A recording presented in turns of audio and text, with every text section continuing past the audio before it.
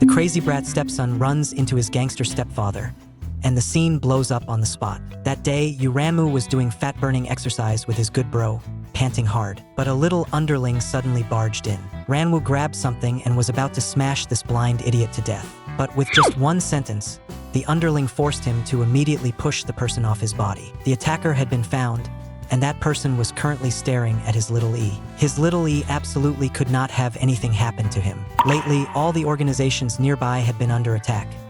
That person struck viciously, always smashing people's heads in. And he would ask everyone he met, "You know you Ranmu, right?" This was obviously targeted straight at him. He rushed all the way to the location and kicked the front door open. He saw a tall man holding a hammer, standing in front of the injured little E. Ranmu had only one thought left in his head: how to tear this little bastard apart. As soon as that person saw him, he actually smiled. "Dad, you finally came. I missed you so much." Ranmu was dumbfounded on the spot. Was his door-kicking pose just now not cool enough? The little underling was even more stunned. "Boss, you actually secretly have a kid?" Ranmu just wanted to curse. How is that possible? He rides like a public bus every day. There's no way that function still works. When that person heard the words public bus, his brows immediately knit, strikingly beautiful. Ranmu stared at that face. The more he looked, the more familiar it felt. And suddenly a little boy's smiling face calling out flashed through his mind. "You're Pilgyeon, right?" The young man was clearly even happier when he saw that he'd been recognized. Taking advantage of the fact that Ranmu was unprepared in the chaos, the young man suddenly hugged him and directly gave him a big mwah on the cheek, shocking everyone around them dumb. "Dad, did you miss me?" Ranmu looked at the person in front of him, the throbbing at his temples pounding hard. Why would this person appear here? Even after getting in the car, Ranmu's mind was still in a daze. To make things worse, the stepson was still clinging to him, sticking far too close. Ranmu was speechless and simply pushed him away. "You've already grown up. You're not a child anymore. That's enough. Stay away from me. Don't cling like this. It's disgusting." Pilgyeon lifted his head, his eyes almost unbearably pure. "Dad, do you not like me anymore?" Ranmu's throat tightened, and that word "no" just wouldn't come out. This kid is exactly the same as that woman. So beautiful it sends a chill through your heart. He vented all his anger on the driver. "You so goo. Try glancing back one more time and see what happens. Hurry up and drive." At this speed, even a turtle would complain it's too slow. Next to him, Pilgyeon quietly reached out and took hold of Ranmu's hand. Ranmu gave him a sidelong glance, and in the next second, he coldly shook him off. Pilgyeon stared at his now empty palm, and his whole being suddenly sank. He brought his hand up to the tip of his nose and caught a faint trace of smoke. That was Dad's scent. If just a light touch leads to this, then what would be left behind for someone who has actually slept with Dad? Suddenly, it was as if something clicked in his mind. He smiled in relief.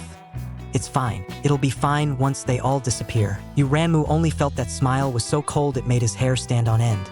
If this kid grows up a bit more, will he really turn into a lunatic? Not long after, they reached the most bustling area, and Ranmu directly kicked Pilgyeon out of the car. He just wanted this kid to disappear as fast as possible. But Pilgyeon said he had nowhere to stay. But Pilgyeon just had to say he had nowhere to live.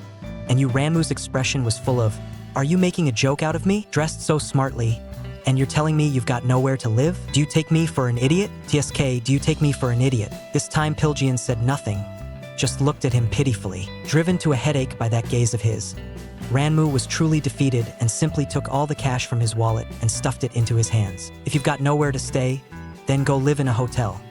If you run out of money, give me a call." Pilgyeon took the stack of money and immediately started calculating in his heart. Looks like he'll have to do something ruthless before his stepdad will believe him. This man went around cracking open other people's skulls, all just to find that stepdad he'd been coveting for so long. But the stepdad didn't believe his "I'm homeless" act at all. How can he smoothly move into his house? Pilgyeon stared at his stepdad's business card and thought for a long time. He suddenly pulled out a smile that made people go cold. Since stepdad doesn't believe him, then he'll make stepdad have no choice but to believe. Not long after Ranmu got home, he received the news. His stepson was injured and in the hospital. He was so anxious he couldn't think straight and rushed straight to the hospital. As soon as he walked in, he saw Pilgyeon with one arm in a sling. Pilgyeon lifted his eyes and called out timidly, "Dad." That kind of unspeakable pity and grievance was about to overflow. Pity, grievance, pity, grievance. Ranmu lost control on the spot and burst out cursing. "Say it! Who beat you up like this? Don't be afraid. Tell me, Who was it? Seeing how anxious he was, Pilgyeon suddenly felt a surge of secret delight, but he still made his face look even more miserable and said in a low voice, "It was my girlfriend's boyfriend." Wait a second, that relationship is a bit convoluted.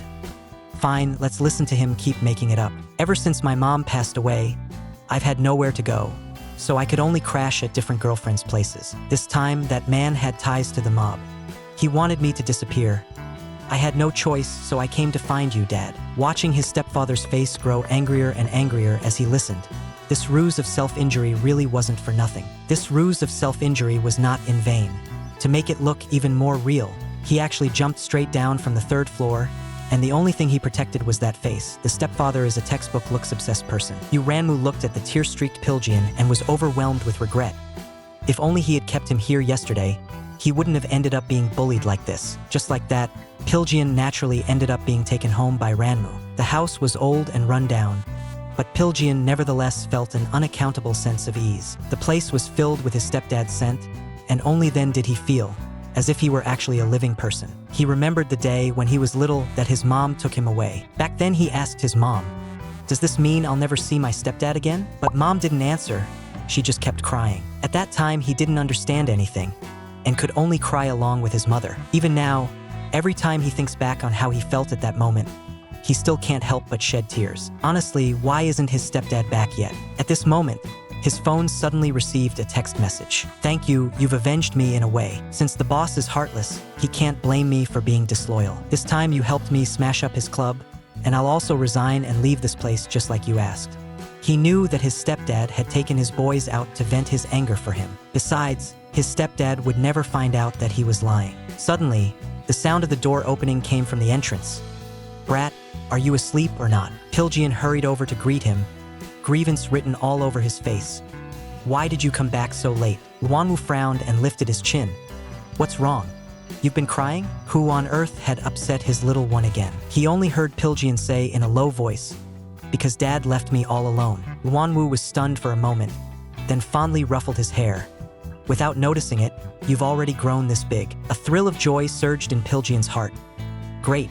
His stepdad still treats him the same way as when he was little. On the other side, in a high-end club, the old man sitting in the main seat frowned and asked, Pilgyeon, why does that sound familiar?" The boss beside him immediately took over and said, "He is your second son, President, and his mother is called Ran." Only then did the old man remember, and his tone sank. "Hwang Pilgyeon, my second son. His damn mother Ran is exactly the root of all evil that made you Ranmu betray me. Of all things, the people I care about most ended up all tangled together. It really makes my blood boil. That's why I told all of you to go screw you, Ranmu. I still don't know who struck so viciously and ruined him like that, but I never expected that kid to still be alive. Since he's my son, then I'll give him one more chance." The man went so far as to jump off a building and break his arm, finally getting his wish to move into his stepdad's home. Can this little lunatic seize this opportunity and swallow his stepdad whole in one bite? Because Pilgyeon's arm couldn't move, even if he was 1,000 times unwilling. Ranmu still accepted his fate and washed Pilgyeon's hair. He's a grown man. When has he ever done something like that? And the little brat even complained that the water was running into his eyes. It was so hard just to finish washing his hair, and then it was time to towel it dry. What on earth did this kid grow up eating? He's even taller than me. Lower your head, you're getting my clothes all wet. As he kept toweling, Pilgyeon's gaze grew hotter and hotter. The next second, my mouth was suddenly kissed by him. All right then. Ranmu wasn't polite either and used poison to fight poison. He steeled himself and bit down hard, his eyes cold enough to scare someone as he glared at Pilgyeon in warning. "Brat, don't you dare cross the line with me." Then, disgusted, he spat out the saliva in his mouth and asked coldly, "Is this how you'll treat your son in the future too?" The words burst out of Pilgyeon's mouth. "I'm not even your real son." Ranmu looked at this serious little brat and his head hurt even more. On top of that, he was so pretty it was hard to resist. He picked up the towel and continued drying Pilgyeon's hair, his tone calm but firm. "You're right, you're not my son, so once you're better, leave here as soon as possible." Pilgyeon narrowed his eyes. "I know, there's no way I'm leaving. He got to live here by his own ability.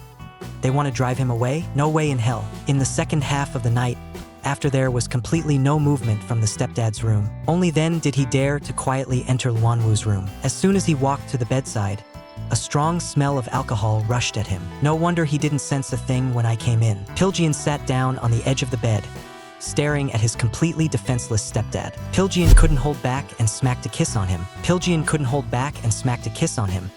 But in the end, what exactly does he have to do to make his stepdad his? Then he lay down beside Wanwoo, held his hand, and said in a low voice, "Sometimes, I really envy Mom. Now that Mom is gone, why can't you accept me?" Choking up, Pilgeon carefully ran his hands over Wanwoo again and again.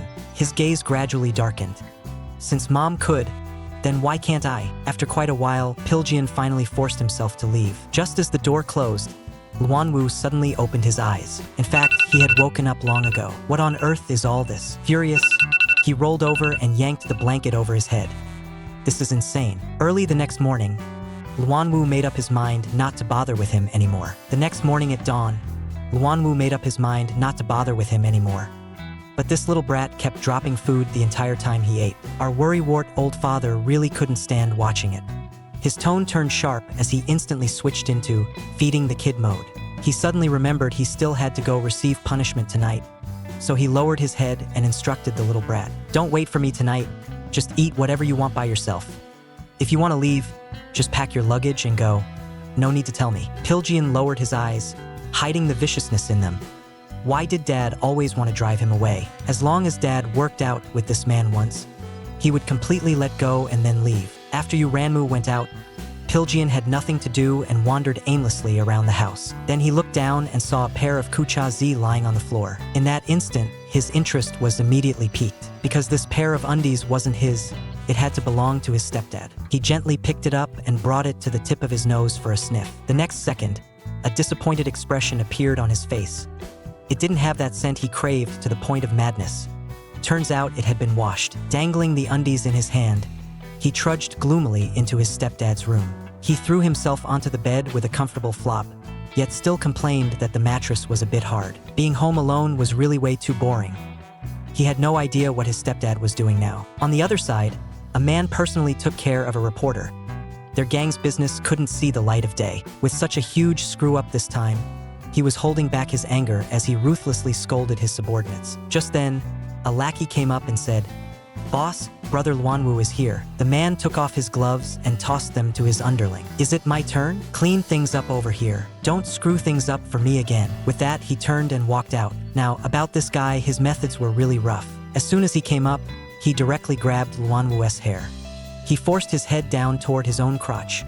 There was no need to explain the intention. "I'm in a bad mood today. Help me relax first." Ranmu couldn't hold back and cursed out loud. The man looked at him expressionlessly. "Still have the strength to curse? How is your life now any different from a stinking gutter?" A few hours later, Ranmu was finally let go.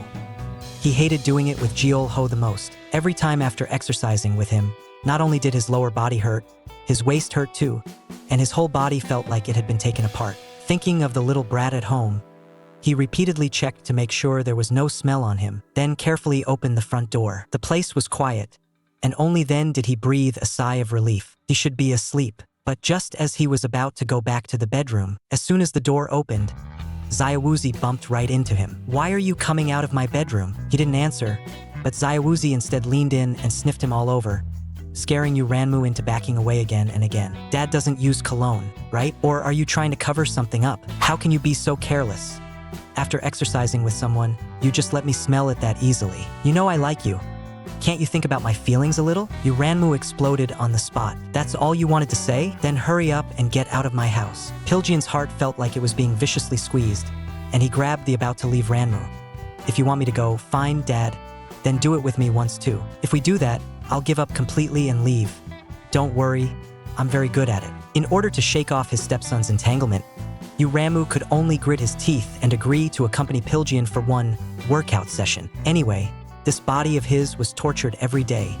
It had long since been ruined beyond repair. Seeing his stepdad nod, Pilgeon immediately couldn't hold back, itching to pound away right then and there and prove himself. He wanted his stepdad to see with his own eyes just how capable he was. But very quickly he realized that Ranmu was clearly resistant to this kind of thing. That body seemed to have been treated roughly by someone.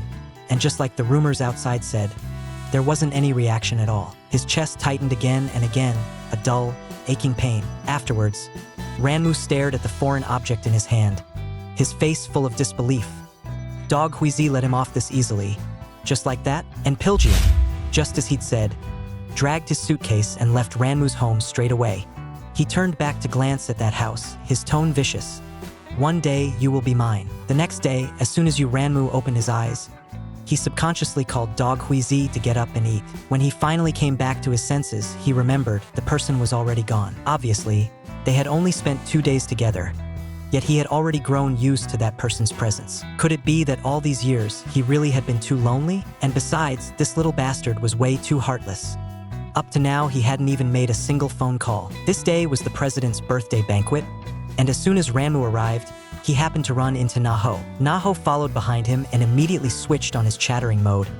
Tell me, can the young master really manage our organization? Now everyone's feeling unsettled, and I heard that the attacker from a while back was Hwang Pilgyeon. Ranmu's steps halted.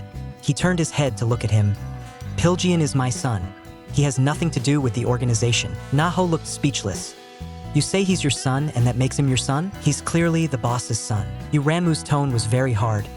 They've never taken care of him.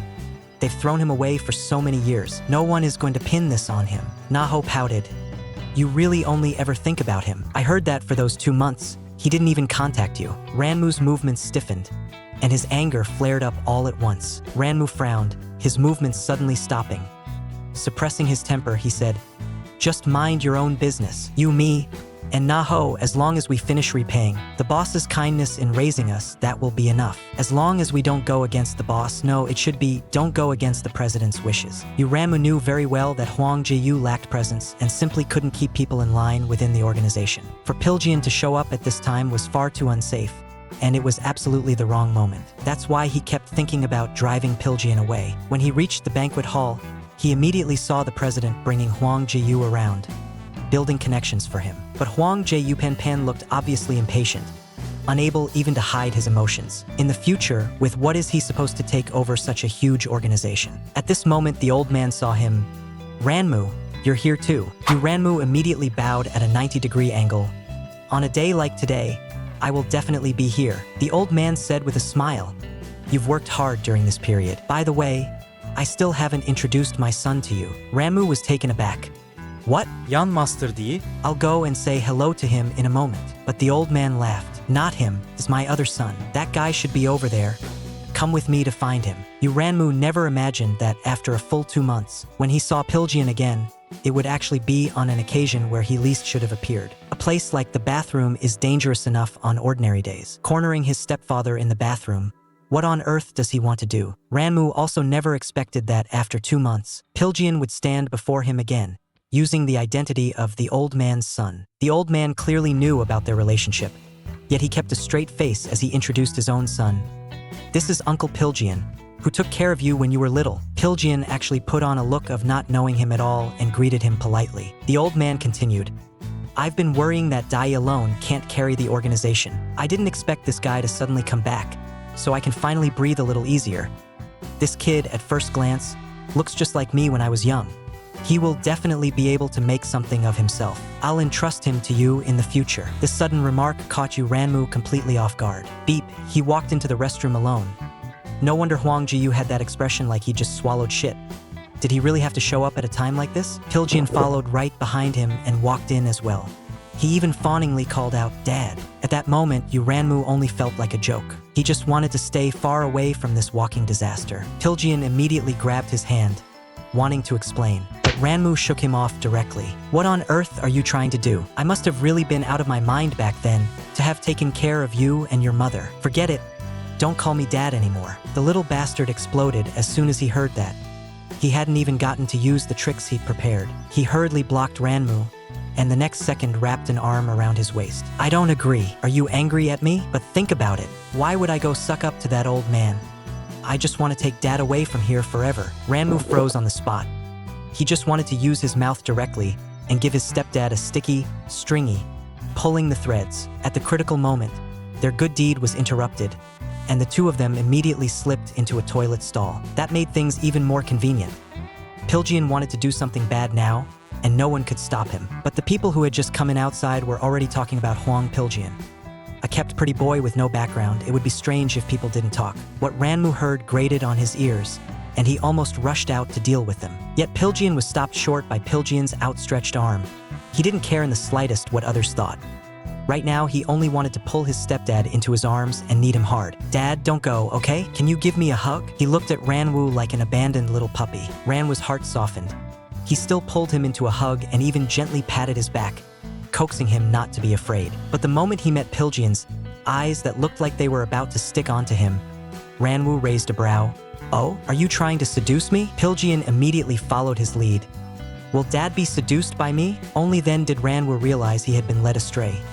He hurriedly pushed him away and quickly changed the subject. "You little brat, you've just never been taught a lesson by society, huh?" Ranmu chuckled. "How come you haven't contacted me at all lately?" Pilgyeon's mood dropped at once. "If I called, would Dad even pick up?" Ranmu sighed. He really couldn't figure out this kid's line of thinking.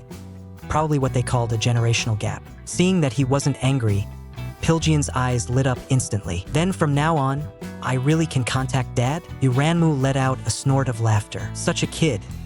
Why wouldn't you be able to?" Seeing him laugh, Pilgyeon's mind was full of crackling noises.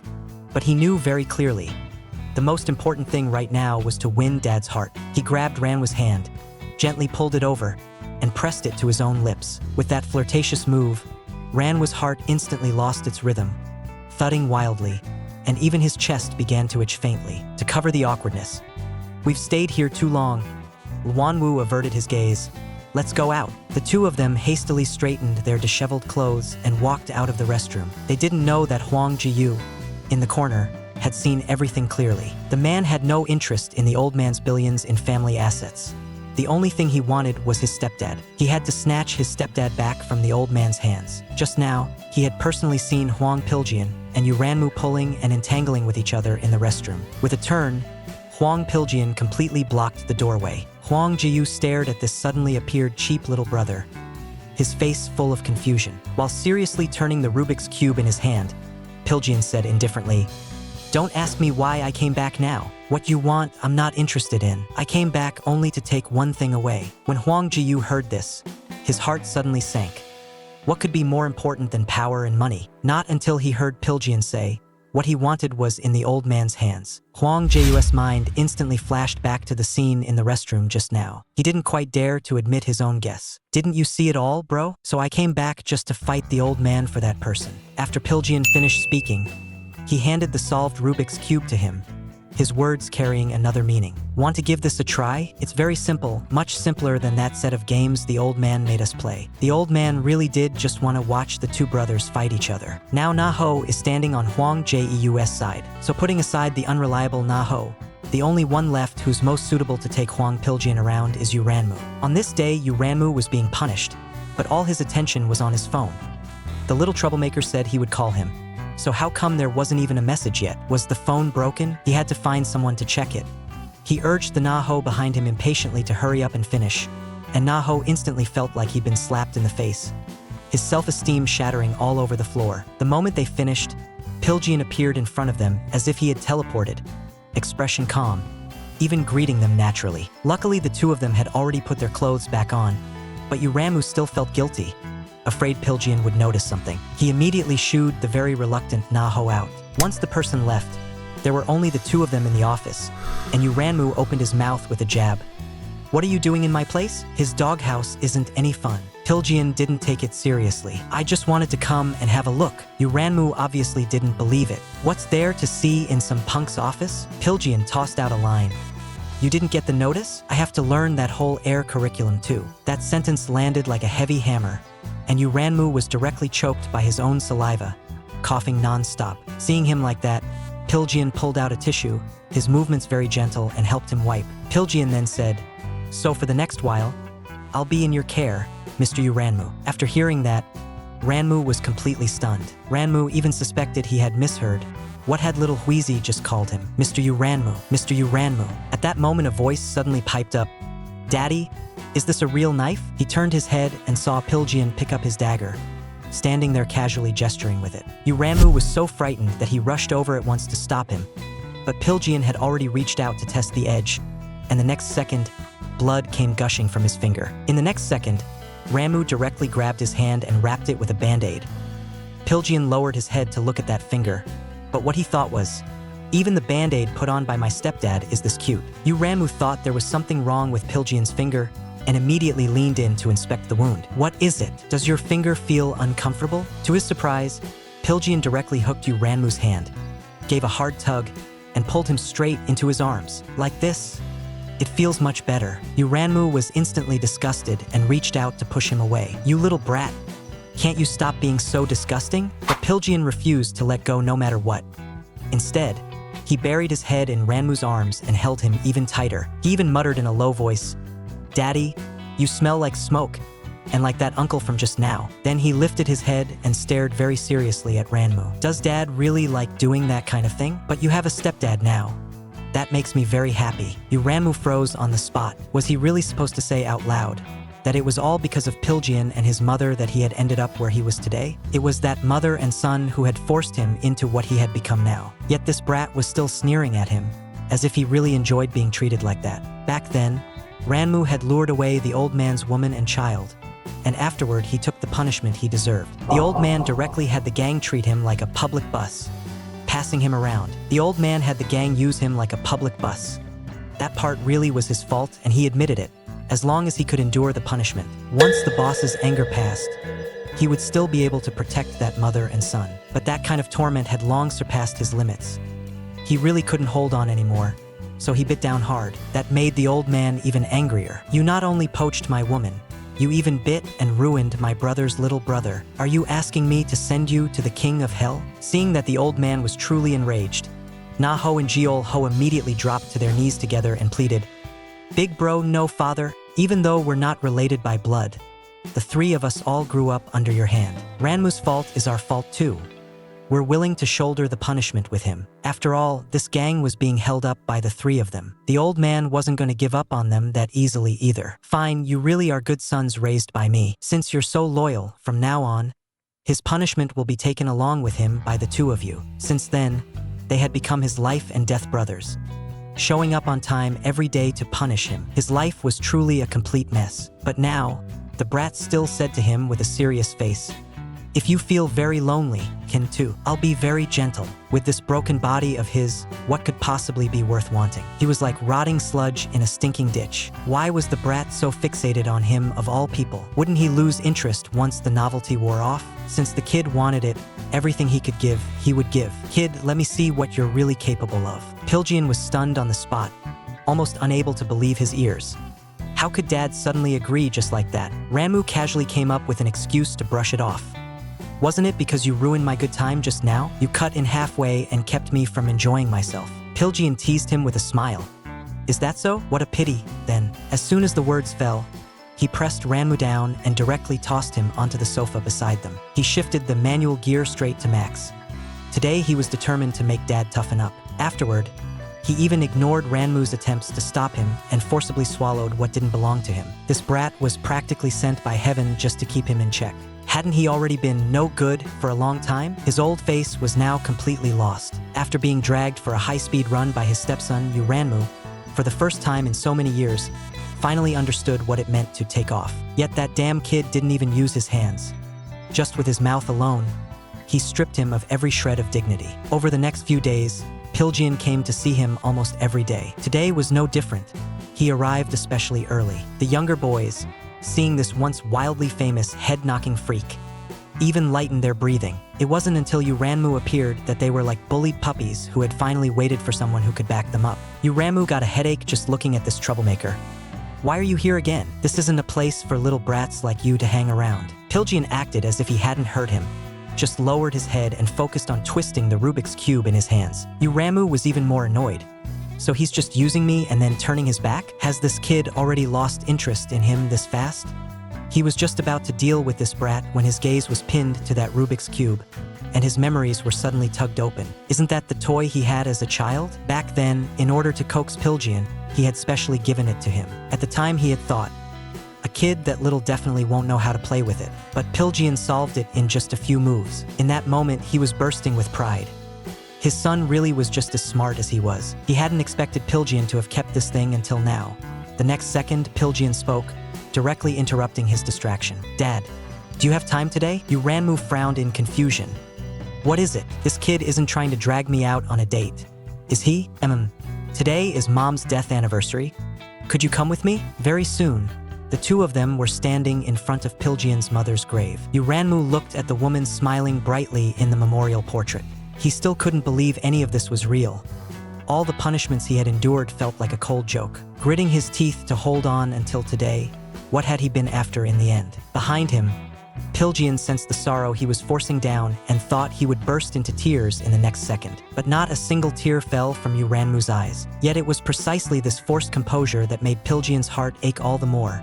For the stronger he was, the less Pilgeon could bear to let go. At that moment, Ranmu suddenly spoke. Xiao Huizi, do you know how to drink? Unable to help himself, Pilgeon stepped forward and hugged him. Dad, are you wanting a drink? Ranmu reminded him coldly. In front of your mother, do you think this is appropriate? Pilgeon did not let go. Instead, he held him even tighter. By instinct, Ranmu resisted him in such a setting. But when he thought of how this little brat had been living alone all these years, his life surely very hard, his heart softened, and he raised a hand to rub Pilgeon's head. Forget it. He would indulge him just this once. At his lover's grave, to be entangled with her son like this was simply a torture of his moral bottom line. No matter how much Ranmu's heart ached for Xiao Huizi, in front of his mother, Ranmu still could not suppress that strong sense of guilt. So he quickly took Pilgeon by the hand and led him away from there, heading to a food stall by the street. Pilgeon suddenly became excessively well-behaved and took the initiative to pour wine for Ranmu. Ranmu felt a weight lift from his heart. This brat has really grown up. His mood brightened accordingly, and without realizing it, he drank a few more cups. Seeing this, Pilgeon tried to persuade him to drink less, but Ranmu shot him an extremely disdainful look in return. Why are you so naggy? But, brat, do you really like me that much? Pilgeon nodded immediately and leaned in along with his words. I really like you. I like you especially much. You could even say I'm super in love with you. I'm not lying to you. I'm serious. A string of confessions that were both blunt and loud left even the big maid behind them, who was serving dishes, staring in shock on the spot. Ranmu's old face flushed red, and he immediately blocked the sweet nothings of the little brat. Enough, shut up. Don't you find this awkward? By common sense, we're so far apart in age, and I was even someone your mother once dated. Pilgeon cut him off directly. So what, isn't Mom already gone? Hearing Pilgeon say that, Ranmu's heart sank, feeling that he might have gotten these feelings wrong. Maybe after your mom passed away, you were the only one left, and you were too lonely, so you developed a dependence on me. And that dependence made you misunderstand. Pilgeon stared at him without moving, and the more Ranmu spoke, the more his words jammed. Damn it. Even the way he got angry was exactly the same as his mother's. Just as Ranmu was thinking about how to fix this, Pilgeon suddenly stood up. I hate Dad the most. As soon as the words left his mouth, he walked away without looking back. This sudden situation completely stunned Ranmu. The maidservant beside him saw that he was still dazed and couldn't help reminding him, aren't you going to follow him? Ranmu looked at the maidservant in a panic. Seeing him stand there like a block of wood, the maidservant had no choice but to share her experience. He's throwing a tantrum. Aren't you going to run after him and coax him? Only then did Ranmu come to his senses and hurriedly chased after him. Fortunately, he hadn't gone far before he saw Pilgeon's back and shouted Pilgeon's name loudly. But the person in front didn't stop. Instead, he walked faster and faster. Ranmu quickly ran up and grabbed him. You brat, why are you walking so fast? Pilgeon said impatiently, I'm really tired. I want to go home. It looked like this little brat was truly furious. All right, I admit defeat. Ranmu simply reached out and blocked his way. Okay, think about it from my side too. I've always treated you as a son. Day in, day out, and now suddenly we're supposed to become this kind of relationship. I really can't accept it all at once. He scratched his head a bit awkwardly. Anyway, I never meant to push you away. Just give me a little time. Before Ranmu could finish speaking, Pilgeon happily leaned in and lightly pressed a kiss on the top of his head. Dad, you're really so cute. Ranmu clutched his head, momentarily dazzled by his smile, and then heard a chorus of teasing around them. Only then did he snap back to reality. They were still on the main street with so many people around. This little brat really didn't know how to pick the right time or place. The man had been momentarily bewitched and agreed to his stepson's request, but Ranmu regretted it almost immediately. How could he have just gone along with this little lunatic's wishes? Namu saw that he looked half dead today and couldn't help teasing him. Where did you lose your soul this time? Seeing that Ranmu ignored him, he kept on jabbing. That kid Hwang Pilgyeon and Miss Shilon look like they were stamped out of the same mold. Do you have zero resistance to that kind of face? But he's so handsome, he must have a ton of girlfriends, right? At that, Wonwoo suddenly spoke up in rebuttal. He doesn't seem to like women. Na-ho was stunned on the spot. What? Ha! He widened his eyes again. How do you know that? Don't tell me. You tested it out yourself. Ranmu fell silent, and the worldview of everyday motion comics in his head was instantly blown to pieces by the wind. What the hell is this everyday motion comics stuff? His three views were directly crushed into dust by the line. Everyday motion comics pins his good bro down and grinds against him. Whenever everyday motion comics sees that guy, I practically get flirted with by him until I'm stretching like melted cheese every single day. Every time it gets all stretched out, yet Ranmu still looks so baby-faced, as if he's completely unaware of his own racing heartbeat. Everyday motion comics, Na-ho is way too much of a scheming rat. Seriously, haven't you noticed? He only ever smiles in front of you. Hearing this, Ranmu was completely dumbfounded. He had no idea what Na-ho was talking about. Isn't Pilgyeon just born with a naturally smiley face? But Na-ho immediately denied it. Absolutely not. When he faces other people, his killing intent is intense. At a glance, he's exactly the strangers keep away type. Ranmu fell silent again. Is that really how it is? That should only be because Pilgyeon grew up alone from a young age and mistook dependence for love. This kind of illusion will always have a day when one wakes up. But with a body as ruined as his, what could there possibly be for anyone to like? After seeing Pilgyeon get angry last night, he chased after him to explain. He hadn't meant to refuse. He had just wanted to give himself a bit of time to adjust. Those words were practically an indirect yes. As a result, the anxious Pilgyeon simply dragged him straight home. No matter how Ranmu resisted, he picked him up and tossed him onto the bed. Very quickly, Pilgyeon noticed that Ranmu wasn't in the right state and asked in a low voice, "Does daddy not like doing this kind of thing?" Ranmu was stunned. Did he like it? For other people, this should be something very pleasurable. But for him, it felt like torture. Even now, with only him and Na-ho in the room, Ranmu forced down the bitterness in his heart and squeezed out a smile. "I like it so much I can't get enough." Yet his panicked gaze and his fists clenching unconsciously. Pilgyeon didn't expose him, but the way Ranmu looked still made Pilgyeon's chest throb with stabs of pain. After a session of high-intensity fat-burning training ended, Ranmu instead began to doubt himself. Why did I give in and admit defeat so quickly? All these years, hasn't he always been not up to it? Pilgyeon really is worthy of being his good son. But then again, this brat never loaded the chamber and pulled the trigger in the end. Could it be that he despises this ruined body of his? A man moving in to live with his grown-up stepson. What an indescribable feeling. But no matter what, it was insanely pleasurable. Yet, after a few days together, Ranmu started to be consumed by anxiety and insecurity. Even the younger brothers were stifled by him. Why is our big brother sighing every single day? If you say the brat isn't interested in him, he's practically flirting with Ranmu every waking moment, like he wants to swallow Ranmu whole. But if you say he is interested, the brat always stops right before the final step. Every time it's Ranmu who admits defeat first out front, and the brat doesn't waste even a single bullet on him. At first, Ranmu wondered if the kid had some kind of problem, but that gun was clearly fully loaded. And precisely because that gun was fully loaded, that's what really wounded Ranmu's pride. With his head filled only with thoughts of the brat, Na-ho swaggered in. "Big bro Ranmu, I'm here." But Ranmu didn't so much as spare him a glance. "What's wrong? You don't even know how to say hello." "Changxiang, Ju, what's wrong with you two? You can't even greet him?" The younger brother sitting inside hurriedly stood up and tactfully made room for the two of them. Once they stepped outside, the new kid couldn't hold back his gossip. "Do you think our boss is dating big bros Na-ho and Jeol-ho?" Another younger member directly cut him off. "What kind of bullshit are you spouting?" In fact, this matter had long since stopped being a secret in their gang. Back then, Ranmu had an affair with the boss's little wife, and the moment it came to light, trouble broke out. The boss immediately gave the order. All the lieutenants, including the low-level lackeys, were to line up and take turns punishing Ranmu. At that time, the gang was stuck at a critical point in a fierce rivalry, and everyone was under crushing pressure. Suddenly, a ready-made punching bag appeared in front of them, and it was the very famous Ranmu, so their excitement was off the charts. But in the end, Ranmu still couldn't hold back. On the spot, he beat everyone present until they were a bloody mess. After all, the title of King of Fists was not something he gave himself. After the incident blew up, it was changed so that only Na-ho and Jeol-ho would punish Ranmu. In fact, no one could say clearly when this punishment was supposed to end. and no one supervised it because there was simply no need, just like a dog that has been broken in.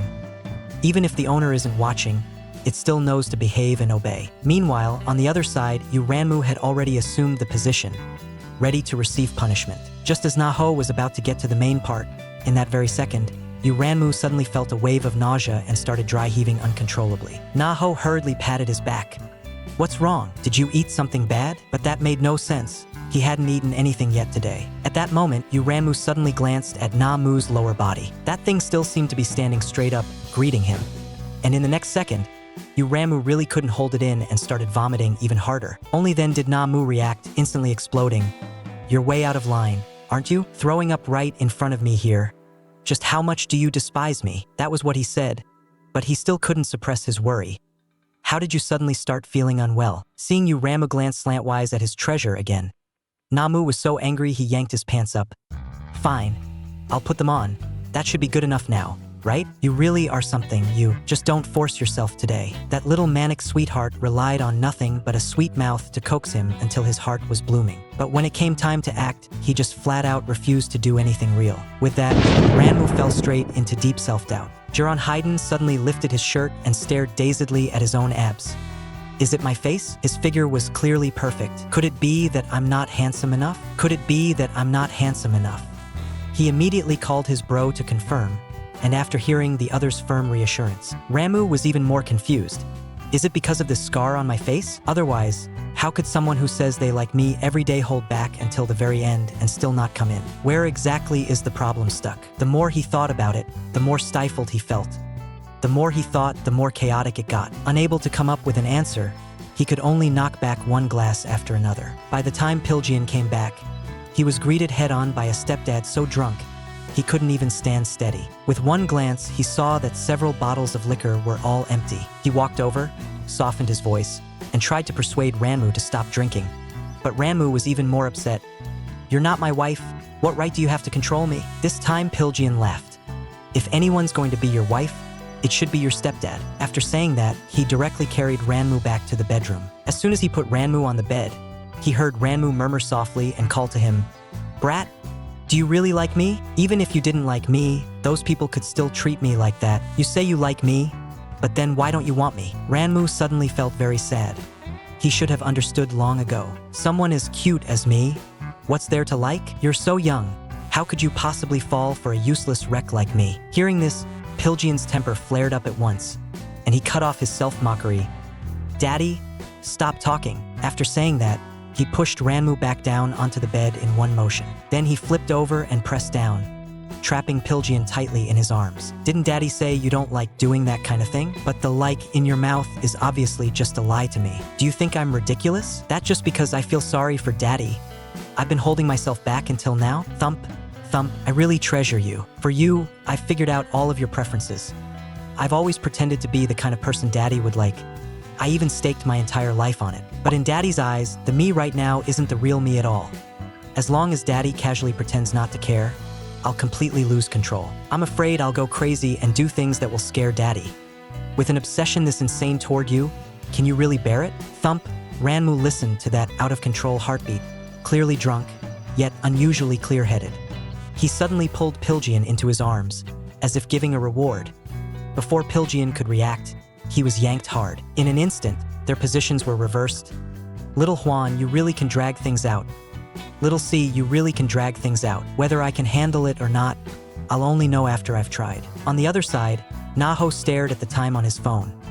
It's already this late and he still hasn't come. He probably won't be coming today. Na-ho felt that this was actually a good thing. He should go back to living his own life. Na-ho had no objections to that. Thinking of that big mouth of his, he added another warning.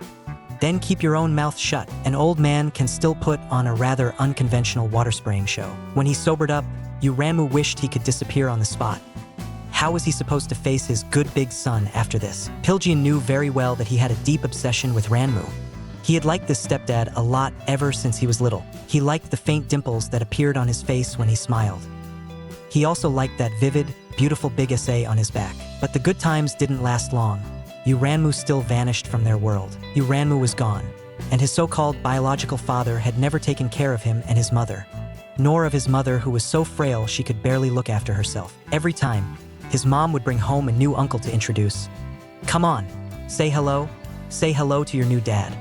Because without someone to rely on, she truly couldn't go on living. He hid all his emotions away, pretending to be a well-behaved child, and got along with them politely. He continued to pretend to be well-behaved and got along with them politely. But the more time passed, the more he missed Ranmu. When he was young, he didn't understand why. Only after he grew up did he realize he had fallen in love with his stepfather. He just didn't know. If his stepdad found out what he was really thinking, would he be frightened? Would he be frightened? Ranmu woke up from his sleep, his whole body feeling wrong. He immediately regretted drinking so much last night, and in the next second, the memories of last night surged back into his mind. Damn, that impromptu fountain show. He simply couldn't believe he had actually done that. He hurriedly lifted the quilt, wanting to confirm that it had all been a dream. But the marks on his body, and the stinging pain coming from down there, reality slapped him hard across the face. At his age, he had completely lost his dignity. Why did he drink so much? How was he supposed to face Pilgyeon, that little wheezy? Just then, Pilgyeon walked in beaming. Dad, how do you feel? Ranmu just stared straight at him like that, unable to say a single word. Oh no. Pilgyeon immediately stepped forward and asked nervously, Are you feeling unwell anywhere? While you were asleep, I helped you wash up and also applied medicine for you. Right now, Ranmu's heart was in utter chaos. Although yesterday they had already gone all the way, you can do anything you want to me with this broken body of mine. Once you get tired of it, you probably won't be interested anymore. Pilgyeon simply stared at him very seriously. I will never get tired of Dad. Every word I said last night, I meant it. Your waist must still really hurt right now. I'll go get the food first. After Pilgyeon went out, Ranmu's heartbeat still hadn't calmed down. Just because of that sentence, I'll never get tired of you. He inexplicably felt very at ease. Outside the door, Pilgyeon looked at a few messages on his phone, and his gaze suddenly darkened. They were all about Ranmu's whereabouts. Those two, Naho and Jeol-ho, put him in a bit of a dilemma. Getting rid of them would be easy for him. The main thing was they and the backup had grown up together like brothers, and they seemed to be especially close. That made the situation even trickier. He didn't want the backup to hate him because of two irrelevant people, but it was fine. There would always be a way. The man had grit his teeth and endured this punishment for so many years, yet because of this suddenly appearing crazy stepson, he wavered in an instant. Because he hadn't received the punishment he was supposed to get on time yesterday, Ranmu still came to see Jeol-ho today. This time, Jeol-ho wasn't as rough as last time. Instead, he even rather kindly reminded him. Naho said, You two didn't do it last time. If you don't want to do it today, just say so straight. Ranmu hesitated for a moment. For someone like him, what was there left to worry about? It wasn't the first time anyway. Since he was already here, he might as well get it over with and leave once it was done. He drained the liquor in his hand in one go. Then, he arranged himself on the sofa in a punishment-receiving position. But despite what he told himself, Ranmu's heart could never go back to how it used to be. He kept hinting to himself over and over, It'll be over soon. Calm down. This has only just begun. But it was no use at all. His head was filled with nothing but that brat Pilgyeon. That chattering mouth of his only ever says sweet things. But as long as Pilgyeon is by his side, he feels unaccountably at ease. Just when Jeol-ho was about to throw himself completely at him, Ranmu suddenly called it off. It was as if he could no longer have that kind of relationship with anyone. With a click, Jeol-ho blankly put his clothes back on. Ranmu, I don't think you'll be coming over for a while. Ranmu had nothing to say, and could only murmur, sorry. After Ranmu left, Jeol-ho slumped back down on the sofa. The man was gone, and his mood was in the gutter. When Ranmu got home, he realized the place was completely empty. Not even the lights were on. His heart inexplicably sank, tightening with disappointment. That brat seemed to have said he had something to do today, but he still couldn't help it and pulled out his phone. And at that moment, Pilgyeon was being sent on a blind date arranged by the old man. He had no interest in this beautiful woman, but Pilgyeon was too good at pretending. On the surface, he was gentle and mild, well-mannered, like the perfect gentleman. Right then, he suddenly received a text from his dad. He didn't even say goodbye and rushed straight back home. As soon as he walked in, he saw his stepdad sitting on the floor drinking. That text?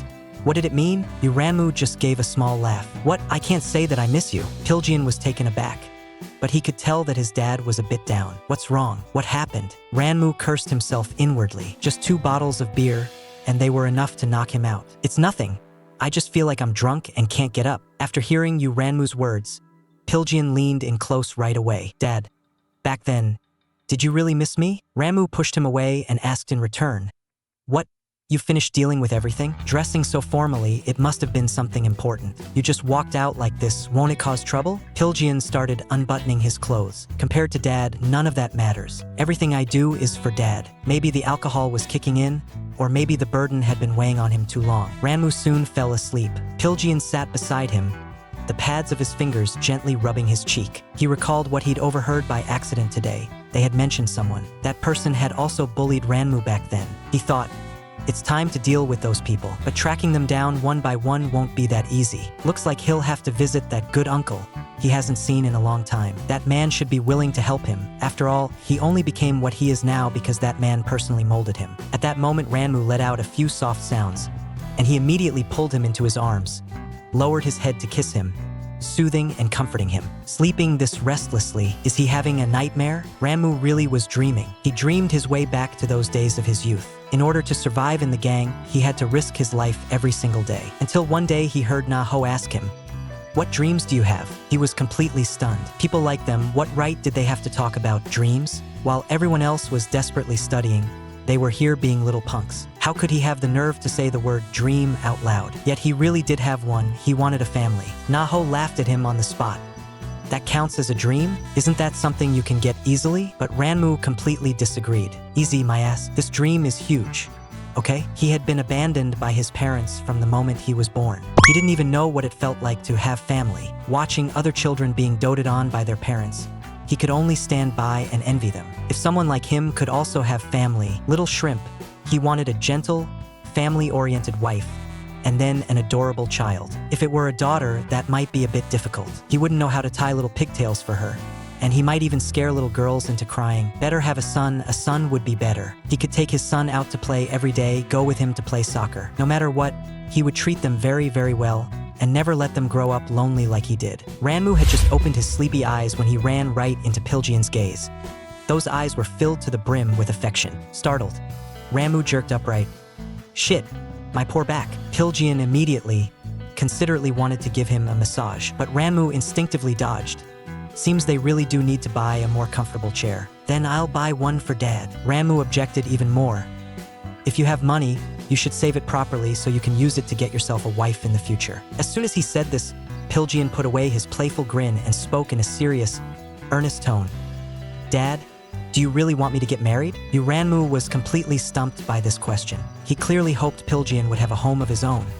But why was it that, all of a sudden, he couldn't say those words out loud? This time Pilgyeon instead burst out laughing, as if finally relieved, walked forward, and pulled Ranmu into his arms. I won't marry anyone.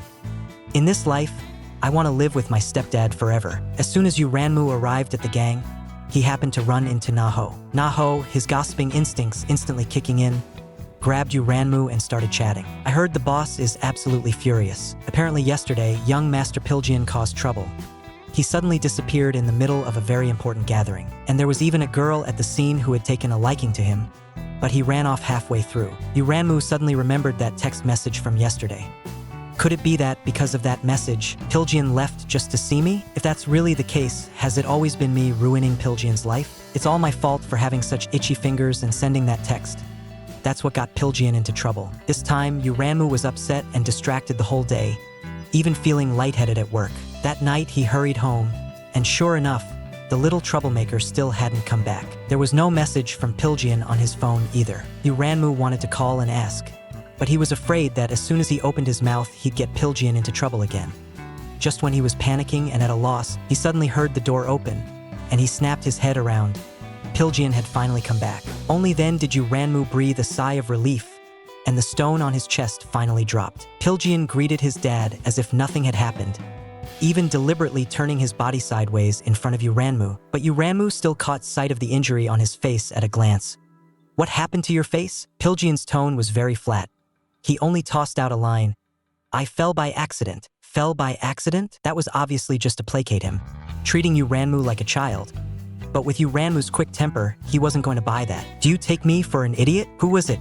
Really? Pilgyeon knew he couldn't get away with playing dumb, so he immediately leaned against Ranmu's leg, softening his voice and acting spoiled. Daddy, only when I'm by your side do I feel like I'm still alive. Then he lifted his eyes, looking at you Ranmu with his gaze full of affection.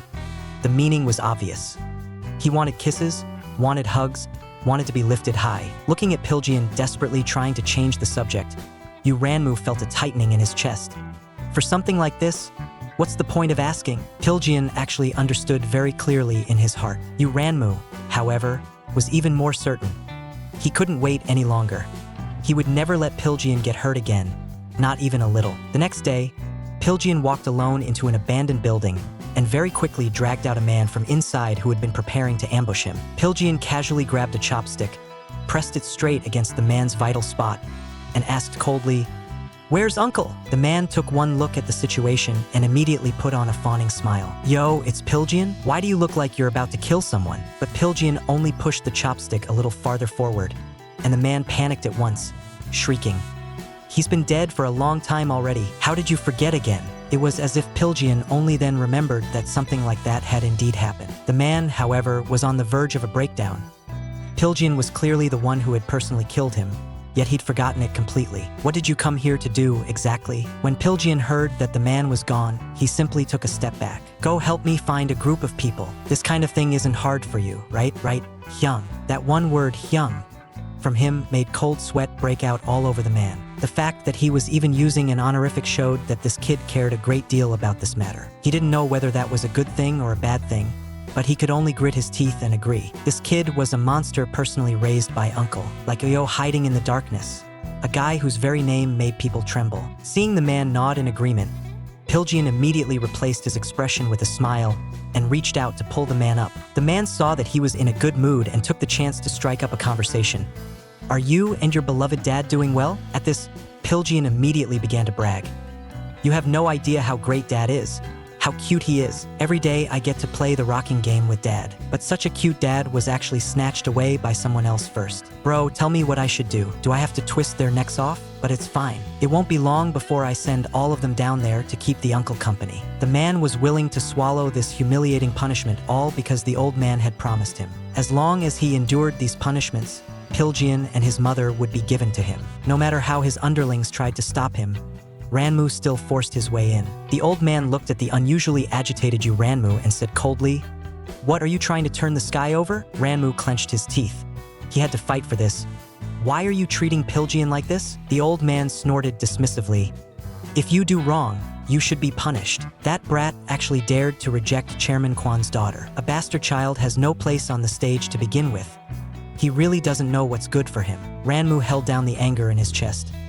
"Father, when I had just turned 20, you arranged for me to take care of Pilgeon and his mother. For a full 6 years, I raised Pilgeon, even if Shilon is someone you wanted to cast aside, Father. But over that matter, I've always felt I wronged you, so I was willing to accept your punishment. I've been carrying out this punishment up to this very moment. Do you still remember? Back then, you personally promised me, so long as I could hold out, you would hand both Pilgeon and his mother over to me. Now Sealand is already dead, and only Pilgeon is left. In the end, the only one I got was Pilgeon.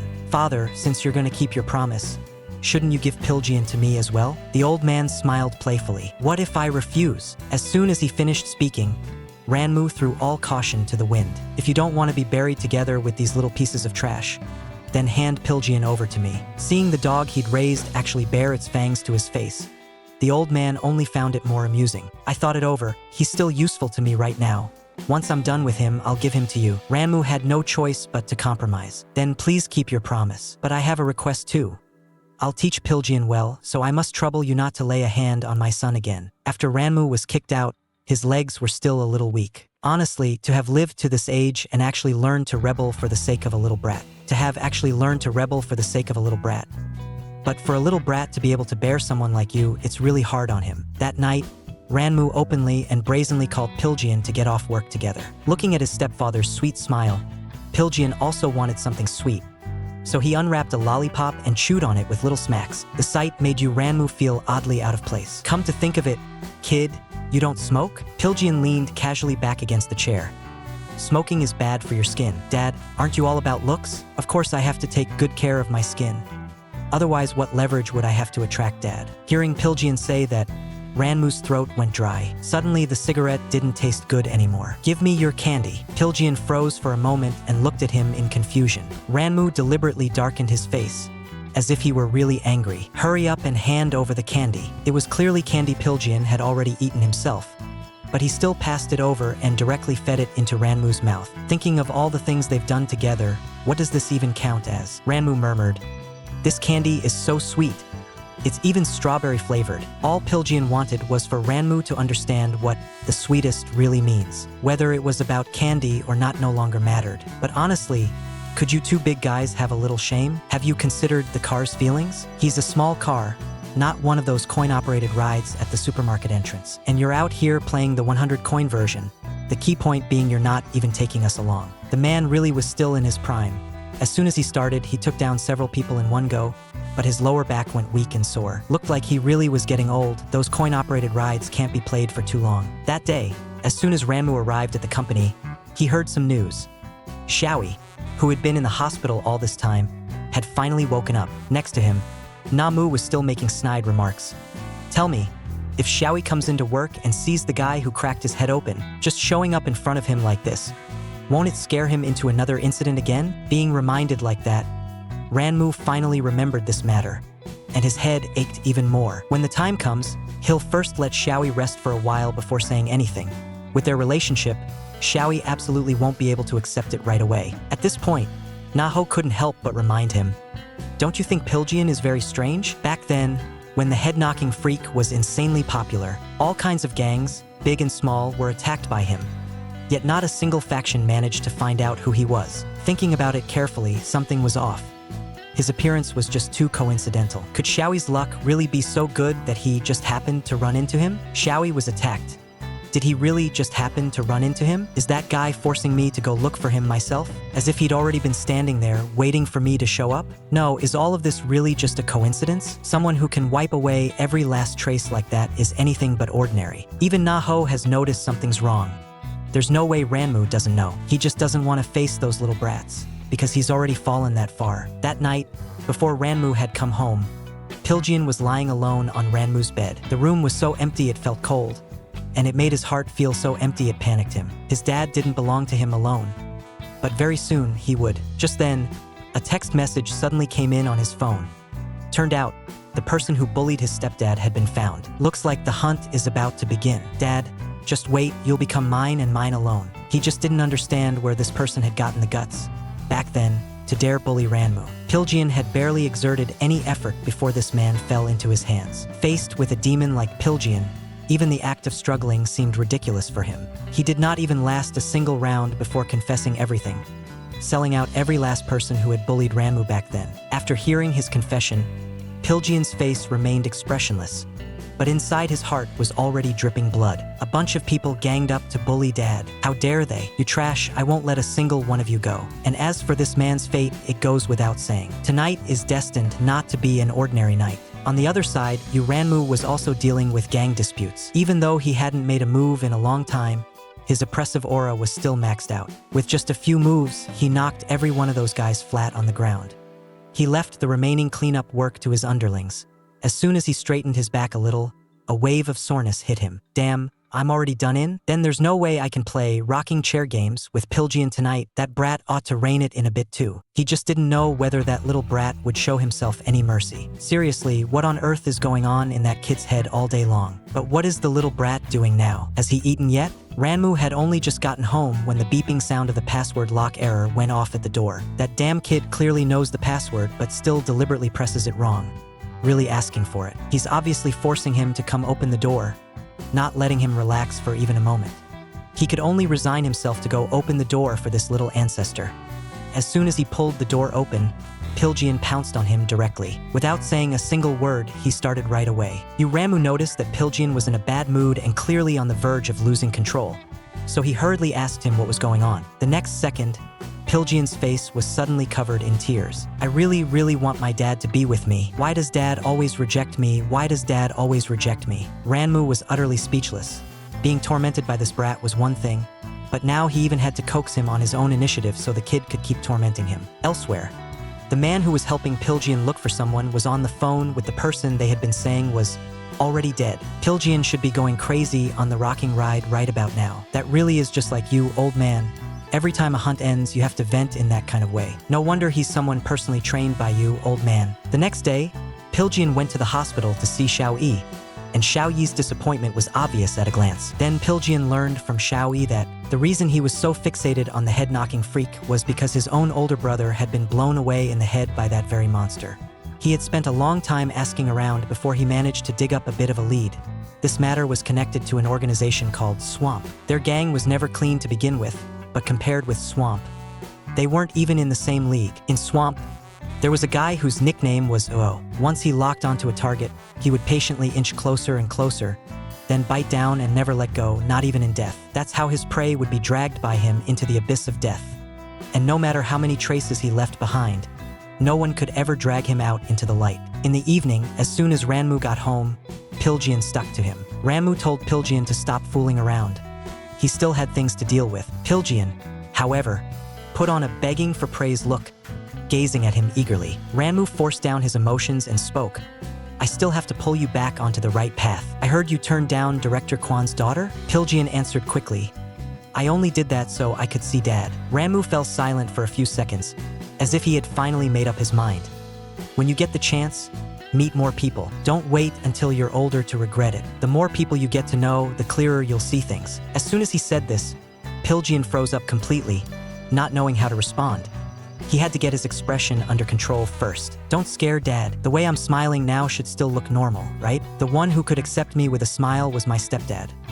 The one who pushed me into the abyss with a single sentence was also my stepdad. He did all of this just so his stepson could live a normal person's life. Ranmu went on persuading Pilgyeon, try to accept other people, seeing that his stepdad really meant to push him toward someone else. The brutal rage inside Pilgyeon could no longer be suppressed, and he could only vent all his fury on those who dared to bully Dad. As soon as Bagua Ro caught wind of it, he immediately went to find Ranmu. I heard you were the one who convinced Pilgyeon to accept Director Kwan's daughter? The two of them are secretly dating now. Just because of this, the chairman even held a party especially for you. Na-Mu's mouth was still going on and on non-stop. Ranmu's mind, however, was completely blank. Wasn't this exactly what he wanted? So why couldn't he feel happy at all? Under his father's pressure, Pilgyeon could only put on a decent front and go meet Director Kwan's daughter, John Sue. No matter how good Pilgyeon was at acting, it was useless. The longer he stayed with this woman, the more uncomfortable he felt from the inside out. John Sue directly hooked her arm through Pilgyeon's. Being able to see Mr. Pilgyeon today really makes me very happy. Next time, can I ask you out again? After hearing this, Pilgyeon still wore a smile on his face, and his tone remained polite. Of course, you're welcome anytime. What a liar. And this woman wants to spar with him? Her level is way too low. On the ring finger of her right hand, she was wearing a ring that was obviously the wrong size, but on the ring finger of her left hand, there was a very clear indentation. At a glance, you could tell it was left by wearing a ring for a long time. This woman clearly already had a partner, Director Kwan's most beloved only daughter. This point, he would have to make good use of in the future. At the party, the old man was smiling especially happily today, even looking very grateful. It's all thanks to you, Ranmu, for managing to persuade Pilgyeon. Don't be fooled by how obedient Pilgyeon usually seems, as if he has no temper. When it comes to blind dates, he resists them like crazy. The old man patted you, Ranmu, on the shoulder.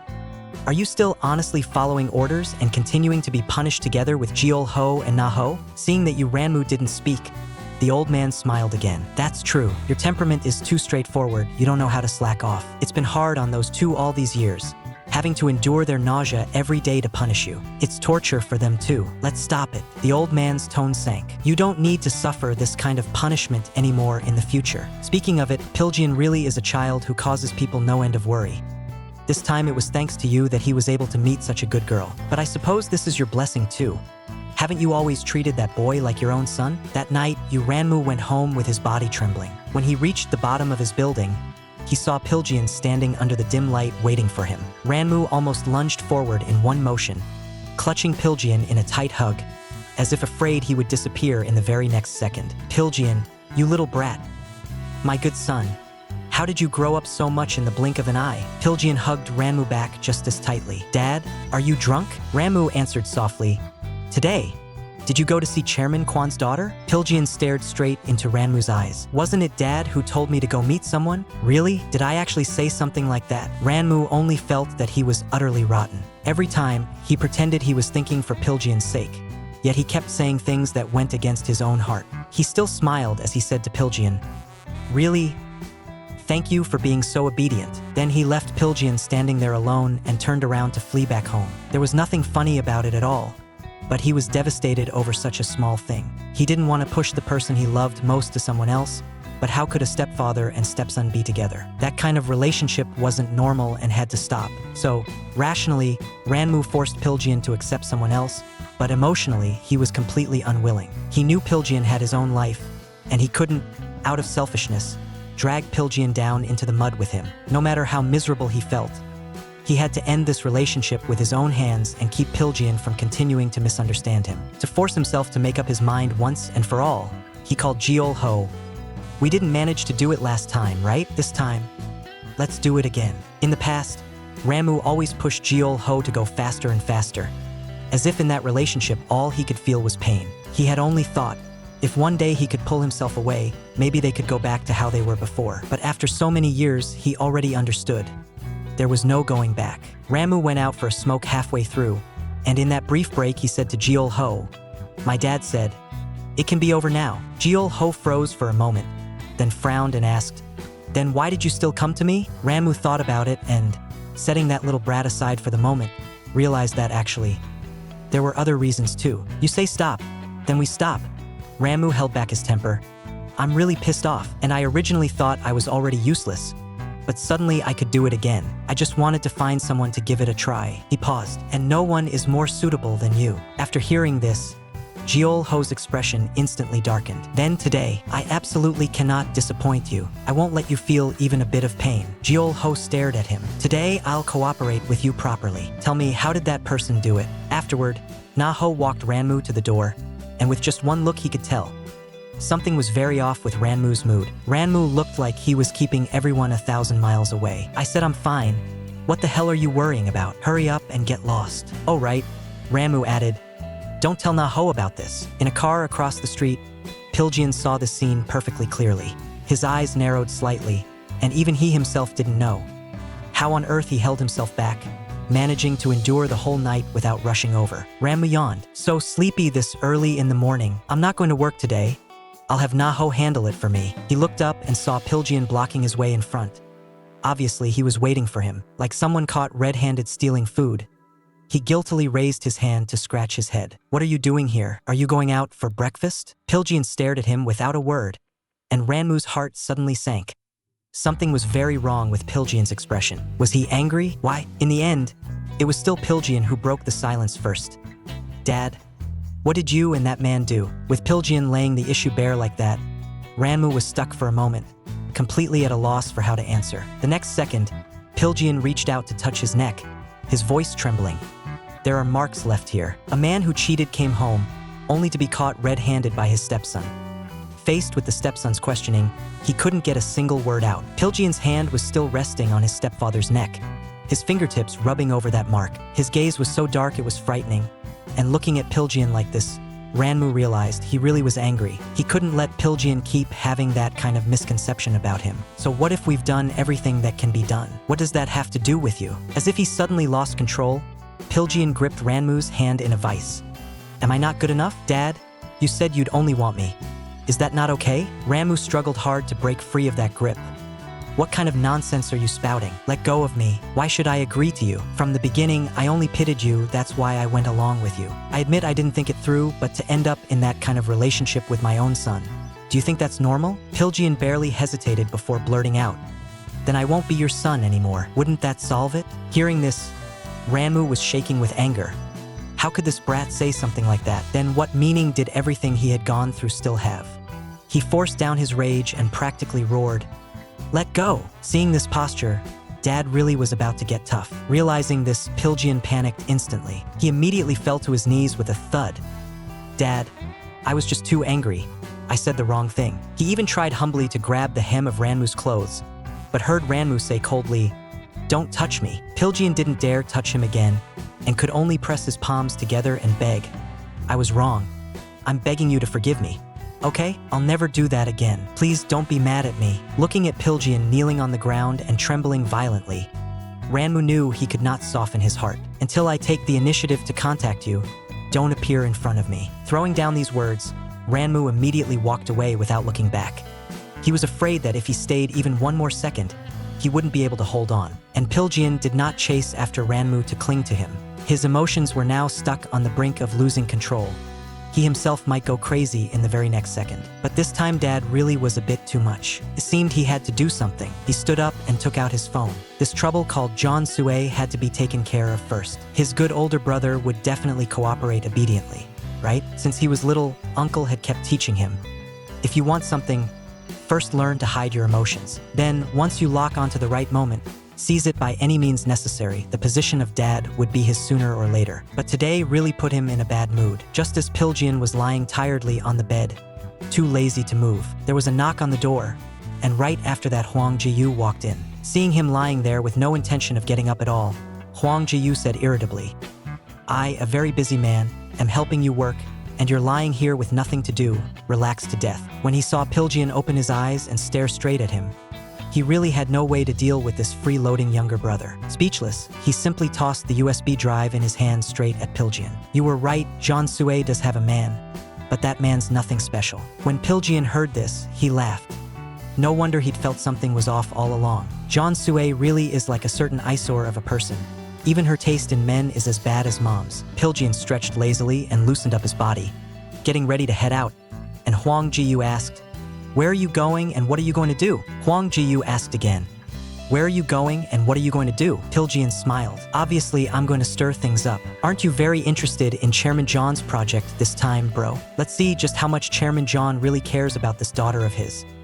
I'm really looking forward to it." Even with his mouth stuffed full of smoke, he still couldn't suppress the irritation in his heart. The underling next to him didn't even dare breathe loudly, afraid of running headlong into his boss Ranmu's gun barrel. Their big boss looked like he was going through menopause. All day long he was in a touch him and he explodes state. Ranmu stared fixedly at the silent phone on the table. It was he himself who told Pilgyeon not to contact him.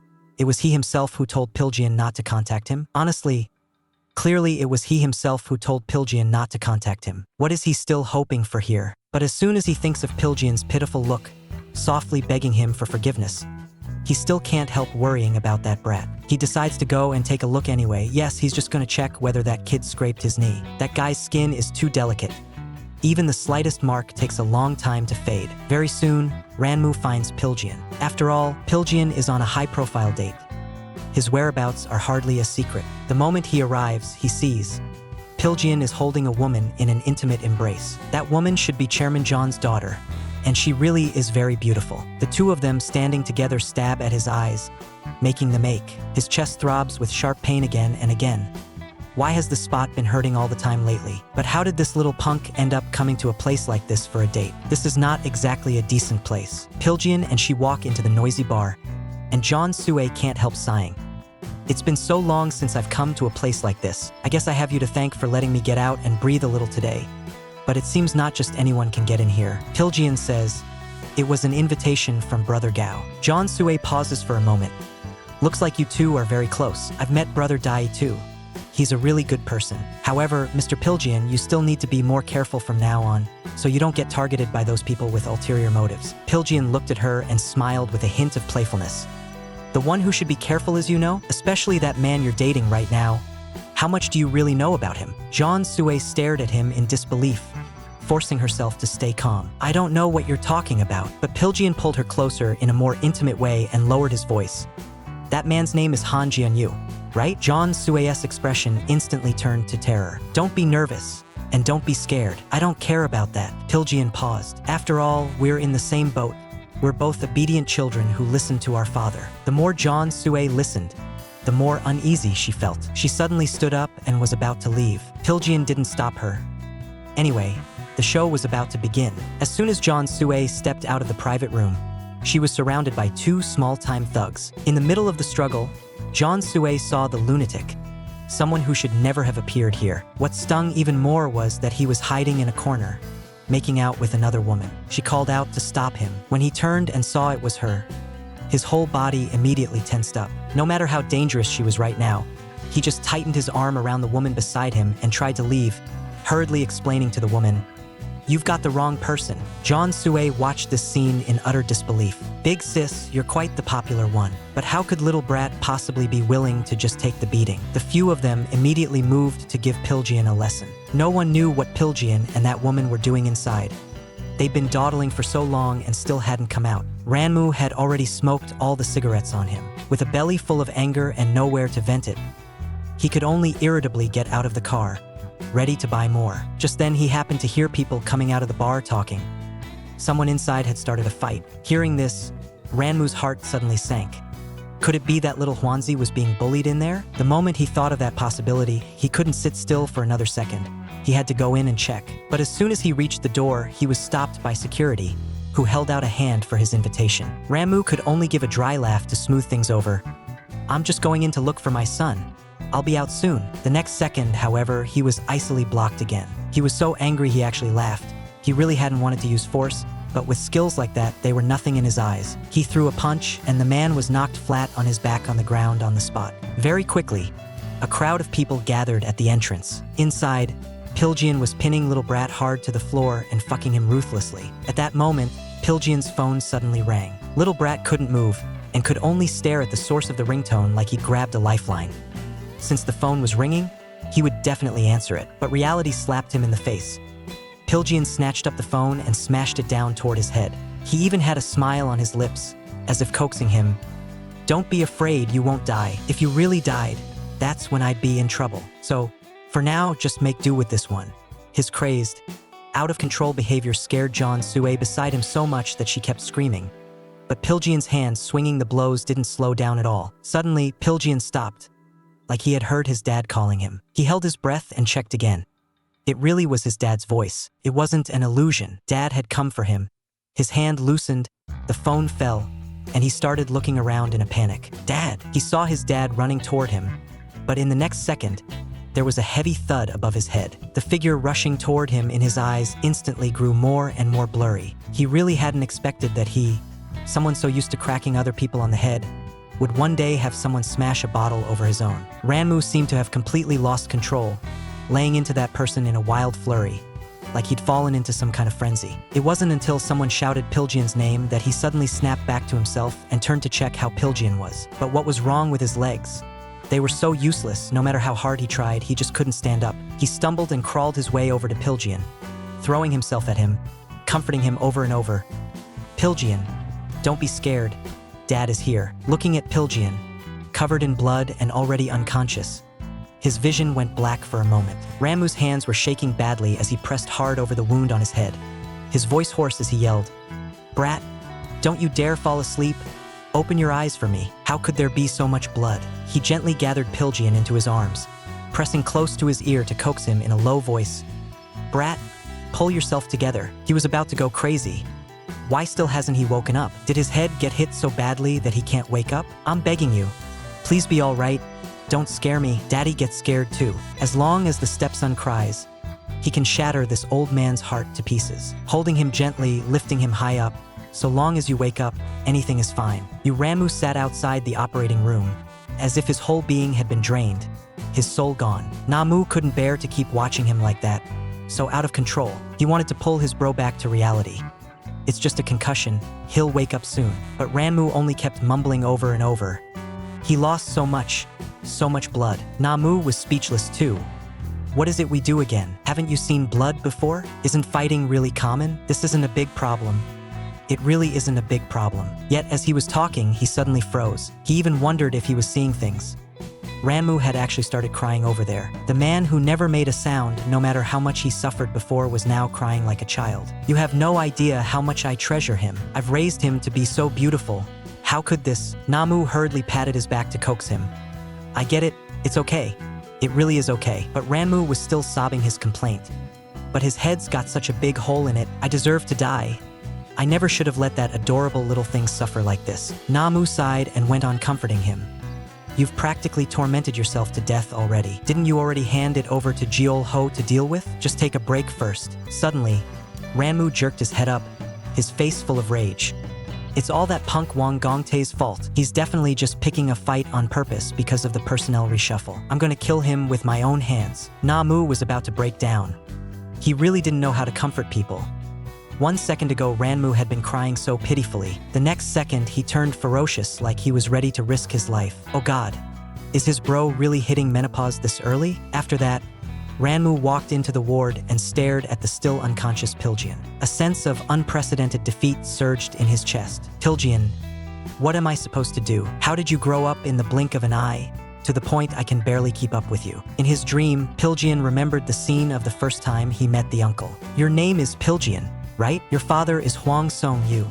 Correct. Little Pilgyeon, however, shook his head in all seriousness and denied it. No, my dad's surname is Yu. His name is Yu Ranmu. Then, the uncle hooked up a strange smile. Is that so? Panicking, Pilgyeon wanted to open his mouth to deny it, and in the next second he jolted awake from the dream. He looked at the unfamiliar surroundings.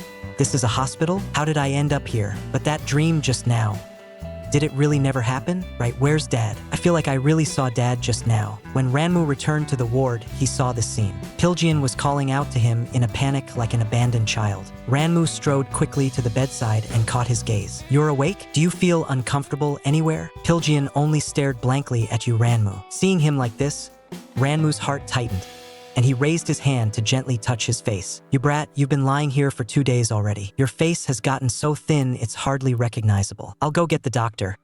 You just stay put and be good, you hear? I'll go get the doctor. You stay here and be good. You hear me? Seeing that Dad was about to leave, Pilgyeon's tears burst forth like a floodgate had opened, streaming down uncontrollably. Dad, it hurts so much, and I'm really scared too. Please don't go, okay? It really hurts so bad. Please don't leave me, all right? Oh man, that little heart of his felt like it had been punched hard by someone, hurting unbearably. Stop, don't cry. I will never leave you. Besides, they say crying kids get candy, and a crying stepson gets a stepdad coaxing him to eat it and coaxing him to take it too. As soon as he finished dealing with everything, Ranmu dumped his little brother where he was and turned around to dash to the hospital. Now he was definitely going to be late, and that little brat would start making a scene again. Sure enough, just as he had expected, as soon as he stepped into the hospital lobby, he saw Pilgyeon with his face covered in tears, looking like his soul had gone missing as he searched for him everywhere, even having lost one of the shoes on his feet while running. Frightened, Ranmu immediately raised his voice and shouted for him. But the moment Pilgyeon saw his dad, he cried even harder instead. Ranmu really had no way to handle this little ancestor. Are you crazy? Why did you run out? You even yanked the needle out. You're always causing trouble for the doctors. Why are you so disobedient? Pilgyeon just couldn't stop sobbing. You said you'd come at 11, but you didn't. I was afraid something had happened to you. What could possibly happen to him? He was you, Ranmu. But Pilgyeon was just scared. So scared he was shaking. He was afraid he would never see Ranmu again. He was afraid that man would kill Dad. That was the deepest, most terrifying shadow in his memories. He had always known that the uncle was someone sent by Hwang Song-yu's legal wife to silence them. But he couldn't figure out why the uncle had never made a move and instead kept protecting them again and again. Yet in the end, the uncle still became the first person he killed with his own hands. He didn't regret it at all, because the uncle's next target was Ranmu. He would never allow that to happen. And this very scene happened to be seen by Mom. Mom didn't call the police. She just cried and couldn't stop. But up until the day she died of illness, Mom never once looked him straight in the eye again. Ranmu could tell the little brat was truly terrified. He pulled the boy into a tight hug, softening his voice. All right, it's my fault. I came late. But even so, you should have waited for me obediently in the ward. Running around barefoot will only make people worry more. You must be hungry. Let's go back to the ward and eat. Watching the way Pilgyeon ate, Ranmu felt an inexplicable sense of peace in his heart. This stinky kid, even the way he eats is so eye-catching. Just as the beauty trap had fallen into place, Pilgyeon's sugar-coated artillery shell came crashing right after. Was I well-behaved or not? Don't you want to reward me? I want a band-aid kiss from Daddy. Can Ranmu refuse? He can't. But he also reminded himself that he's a rough man and can't let this brat lead him by the nose. Open your mouth, sit still, don't move. How could Pilgyeon possibly behave? In no time at all, things started sliding toward getting out of control. A long time later, the two finally managed to pull apart. Ranmu, holding back his breathing, reminded him, "Be careful. This is a hospital, we can't go on." Pilgyeon still wanted to struggle for a last bit, but Ranmu's attitude turned so hard there was no room left. No, the moment he was rejected, Pilgyeon's mood instantly collapsed. His eyes burned hot, and he was about to cry at any moment. He was about to cry at any moment. Seeing how utterly aggrieved he looked, Ranmu instead felt like he had done something to wrong him. Once you've healed up and gone home, you can make as much trouble as you like. Will that do? As soon as he said this, Pilgyeon immediately burst into a blossom of smiles. You promised?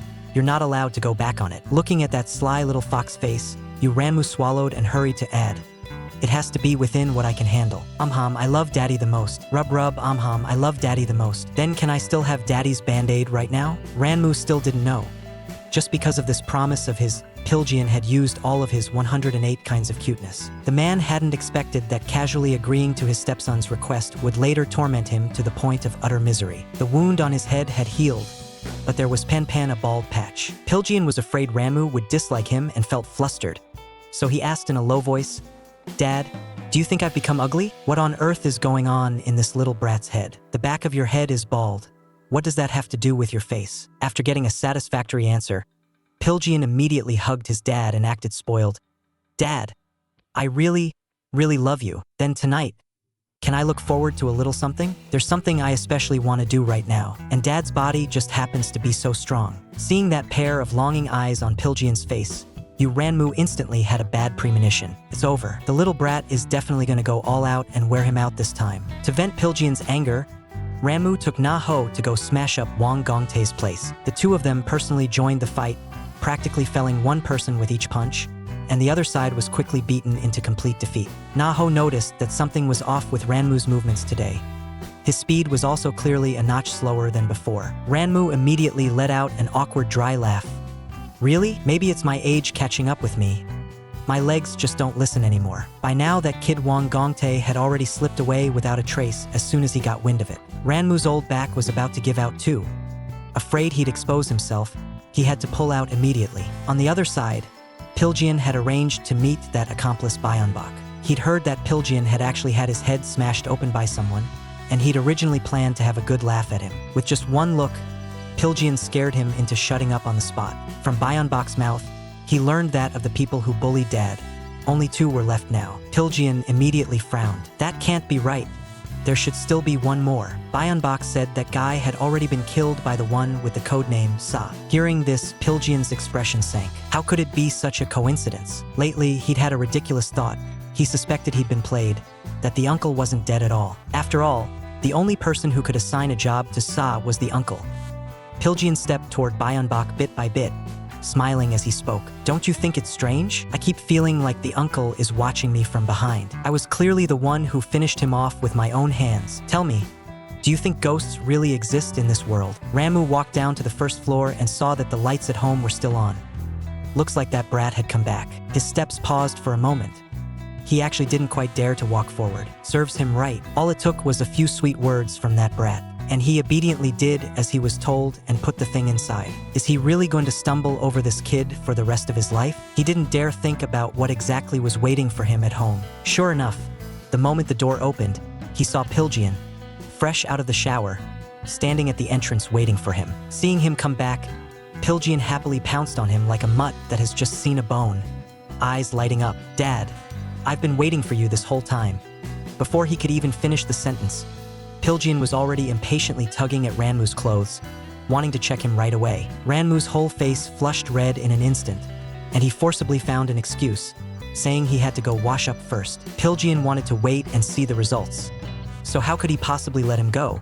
But unfortunately, they just happened to be in the entryway. So what, does Dad want to take it out or not? If he wants to take it out, then he has to do everything I say. The little brat seized the chance and wouldn't let go, going at it hard all the way to the end. Poor Ranmu, no matter how sturdy he was, still got tormented to the point that he could barely hold out. It was as long as a full 2 chapters, and I had to cover my eyes and secretly peek through my fingers. It wasn't until the next day, when Ranmu opened his eyes again, that Pilgyeon was still clinging to him, acting spoiled and begging for candy. Ranmu only wanted to confirm whether he could still live healthily. And what surprised him even more was that Jeon Sue had arranged to meet Pilgyeon today. As soon as they met, Jeon Sue directly stated her purpose. Besides thanking him for saving her that day. More importantly, she wanted to ask Pilgyeon to be her boyfriend. Of course, it would only be an act, because her dad at home kept arranging blind dates for her and had been pushing her so much that she was really annoyed. Pilgyeon wasn't exactly an easy person to talk into anything either, but he saw that Jeon Sue had something in her hand that he wanted. The two quickly reached an agreement, with the term lasting until 2 months later, ending on Jeon Sue's birthday. However, the main reason Pilgyeon agreed so readily was that he and his dad would be able to make up again. And for that matter, they really did have Jeon Sue's appearance to thank. Jeon Sue naturally assumed that when he said "dad," he meant Chairman Hwang. Pilgyeon, however, shook his head. Of course it couldn't be him. It was my particularly well-liked second dad, Ranmu. The moment Ranmu was mentioned, it was as if he had some kind of sixth sense. Even his ears began to burn faintly. He raised a hand to rub his ear, wondering if someone was cursing him behind his back. Behind him, Naho immediately chimed in jokingly, "Wow, you caught me." Ranmu responded by rolling his eyes at him in a full 360-degree turn. The two of them looked ahead together at that low, dilapidated residential area. That whole area was about to be bulldozed, and their feelings toward this place were so complicated they could hardly put them into words. This was where Naho and Jeol-ho had grown up, the orphanage that was like a demon. Every day they were beaten endlessly and tormented without end. Yet it was still the only roof under which they could shelter from the rain. But then again, whether back then or now, it didn't really seem to make much difference to him. His life had always felt like struggling in the mud. Suddenly, an image of Pilgyeon acting cutesy flashed through his mind. He couldn't hold it in and let out a sudden snort of laughter. No, it was different now. He had someone he wanted to cherish. Life finally seemed to have a hint of sweetness. He should go home and feed that adorable little cub of his. There was still a little cub at home waiting to be fed. Ranmu had nothing on his mind but going home, yet was stopped by a single sentence from Naho. "He's always saying he likes you, so what about you? What do you really feel?" Ranmu suddenly froze, as if he didn't know, yet also as if he simply didn't want to know. His only relationship was with Seo Ran. If you called it love, it always felt unclear, intangible. Maybe he really was in love back then. After all, he was just in his early 20s, at an age when he feared nothing. Yet his father pushed him to take care of his own unwanted little concubine, whom he also didn't want to let others have cheaply. The first time he saw that woman, he was truly stunned. She was excessively beautiful. Even that little kid beside her was so cute it left him with no temper at all. Once, when he went to pick the kid up from school, he, a rough man, could only force himself to coax the child into happiness. The little brat excitedly pulled out a drawing and handed it to Ranmu. It was a family portrait of a family of 3. After looking at it, Ranmu casually pointed out, "You drew Dad's hair color wrong." But the little one kept a straight face, deadly serious. "It's not wrong. The dad in the drawing was no one else but you, Ranmu, because the teacher said to draw family." And those 2 words pierced straight into Ranmu's heart. What he had always wanted was a complete family, a gentle, beautiful wife, and a lively, adorable son. If real life could be like that drawing, then his dream would have come true. But later, too many things happened, and on top of that, there was the foster mother's involvement, so he no longer dared to approach Seo Ran and her son. If he had stayed by Pilgyeon's side as he grew up back then, could he have used the gaps in between to quietly step into their lives? Anyway, Pilgyeon doesn't look anything like his biological father. If you say he's his son, who would doubt it? The more he talked, the more absurd it sounded, and Naho could only think, he's definitely drunk. But Ranmu just felt that all these years he'd been holding on only because he wanted to protect his family. Now that Seo Ran was dead, only Pilgyeon was left. Yet Pilgyeon just had to say he liked him. What was he supposed to do? If Pilgyeon left too, what would be left in his life for him to guard? It's not that he never thought of giving up on those punishments. Deep down, he actually knew that his father had never really planned to hand them over to him. But whether it was to keep me down or to test me, he didn't care about any of that. So whether I kept entangling myself with Naho or fought like my life depended on it, I only ruined myself in the mire just to prove my loyalty. All I ever wanted was for them to be safe. I only wanted to hold this family together. Naho listened in silence, only feeling that Ranmu was far too unworthy of all this. Ranmu went on, "After Pilgyeon came back to me, his personality was already twisted. The son I had cast aside just to survive back then actually ran toward me all by himself. He actually chose someone like me. From the bottom of my heart, I was grateful, and my heart was filled with love. I didn't know how to face him, but no matter whatever he wanted, I would give him. Nothing else matters. Even if he wants my life, I won't even blink. I think that one day he will get tired of me, go find a really good woman, and live a steady, settled life. all the dreams I never fulfilled, he will have them all. Naho sighed. Have you never thought about whether this is really your true feeling? That you won't regret it in the future? Ranmu's eyes were empty as he shook his head. So what, compared to Pilgyeon's future? My little bit of feeling is nothing at all. That son who had been cast aside by him in order to survive, after suffering all kinds of torment, still ran toward him. Now, let alone the little brat thinking about his body.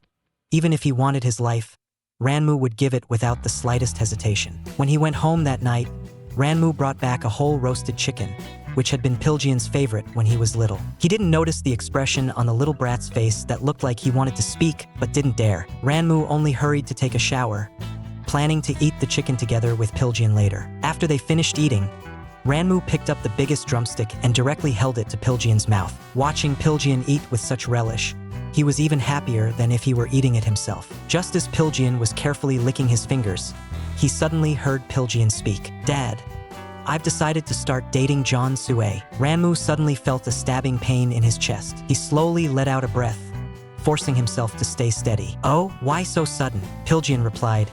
"It's not really sudden. I've always felt we're quite a good match." Ranmu pulled at the corner of his mouth bitterly. "That's good. It means that Hit wasn't for nothing." Although he had turned his back, his expression was still seen clearly by the little fox. Pilgyeon leaned over to Ranmu's side. "Dad, I don't want to lie to you. It's just an arrangement, probably 2 months." Then he naturally snuggled up against him, clinging to Ranmu and flirting nonstop. "How could I possibly leave Dad and go date someone else? I really do love you." Just a few sentences had Ranmu blushing to the roots of his ears.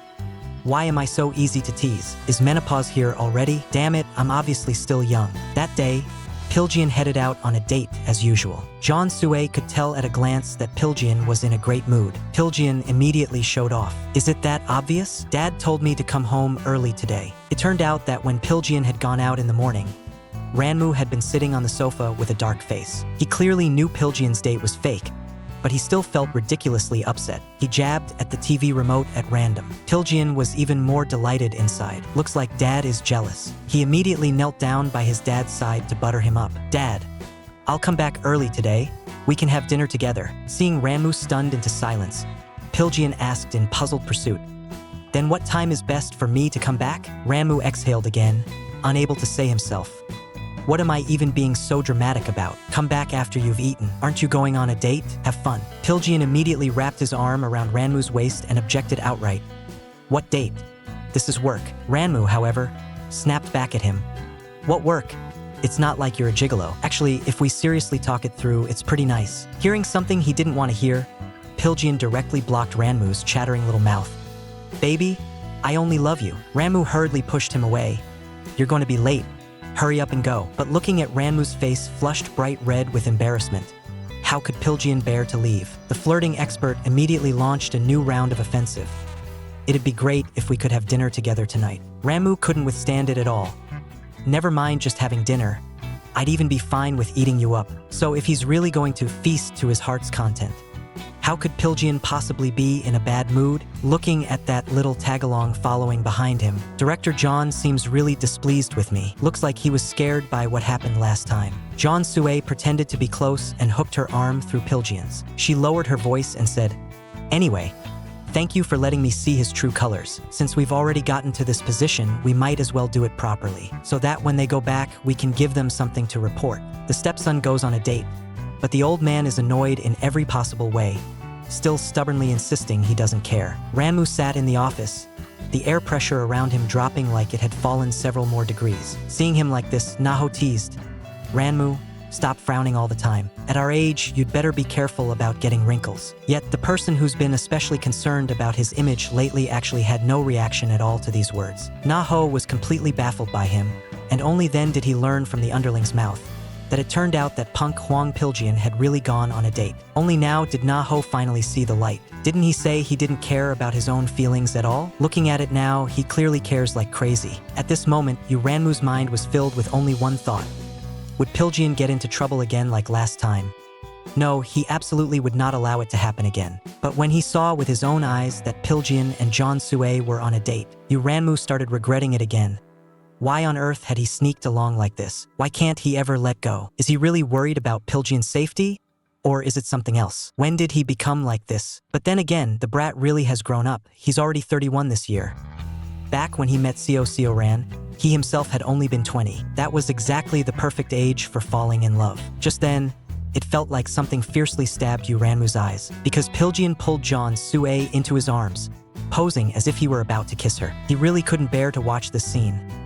Damn it, he'd basically come here just to torture himself. What a complete waste of worry. He might as well go back and get to work. As soon as Ranmu left, Pilgyeon stared in a daze for a moment at the spot where he had just been standing, and Jeon Sue asked him in puzzlement what was wrong. Pilgyeon smiled and said it was nothing.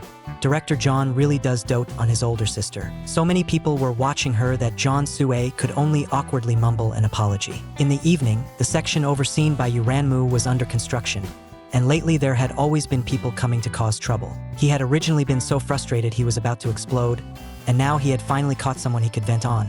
Yet his mood still didn't improve because of it. But he also didn't want Ah-ho to keep chasing after him with questions. So he simply changed the subject. How have you been getting along with your wife lately? As soon as Ah-ho heard him bring this up, he broke into a brilliant grin. Same as always, I just bought a big diamond ring and I'm planning to get married. Seeing his good buddy Ranmu so excited, I couldn't help but feel happy for him too. A dangerous thought suddenly popped into my mind. Tell me, should I also find someone to marry? That sentence directly choked Ah-ho beside him. Are you out of your mind? Ranmu, however, didn't care at all. What? I'm not allowed to date? Enough. Cut the crap and have your wife introduce someone to me. Ah-ho was so taken aback that he was at a loss for words. Ever since Seo Ran, he had never had that kind of thought again. What had triggered him this time? If that well-behaved son of yours found out, wouldn't he go crazy on the spot? Ranmu recalled that intimate scene he had witnessed during the day, and he himself wasn't sure whether the little brat would get angry. Maybe he would start sobbing again. But if the little brat actually gave him his blessing, then what was he supposed to do? The man didn't know why it was like this. He just happened to be especially hung up on his stepdad. He liked how wild his stepdad was, liked his stepdad's little dimples. In short, he liked everything about him. Of course, what he liked most was still playing the rocking game with his stepdad. The little brat kept using the boo-hoo crying trick to fool his stepdad into playing the rocking game with him over and over again. Even though he was being sickeningly sweet with his stepdad every day, he didn't forget the serious business he had to do. So he called Byeonbok, but he called several times in a row and no one picked up. Something like that could never happen with Byeonbok. He was sure that something must have happened to Byeonbok. That day, Ranmu was restless again in his office. Ah-ho didn't take it seriously and even joked with a smile. Hwang Pilgyeon and Jeon Sue's little game is almost over.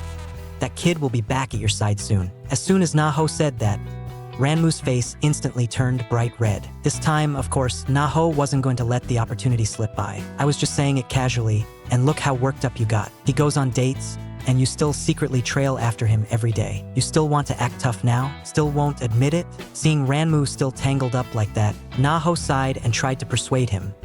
Whatever you feel in your heart is your own business. Relax, if you want to chase him, then go chase him. Annoyed, Ranmu lit a cigarette to steady his mood and mocked himself.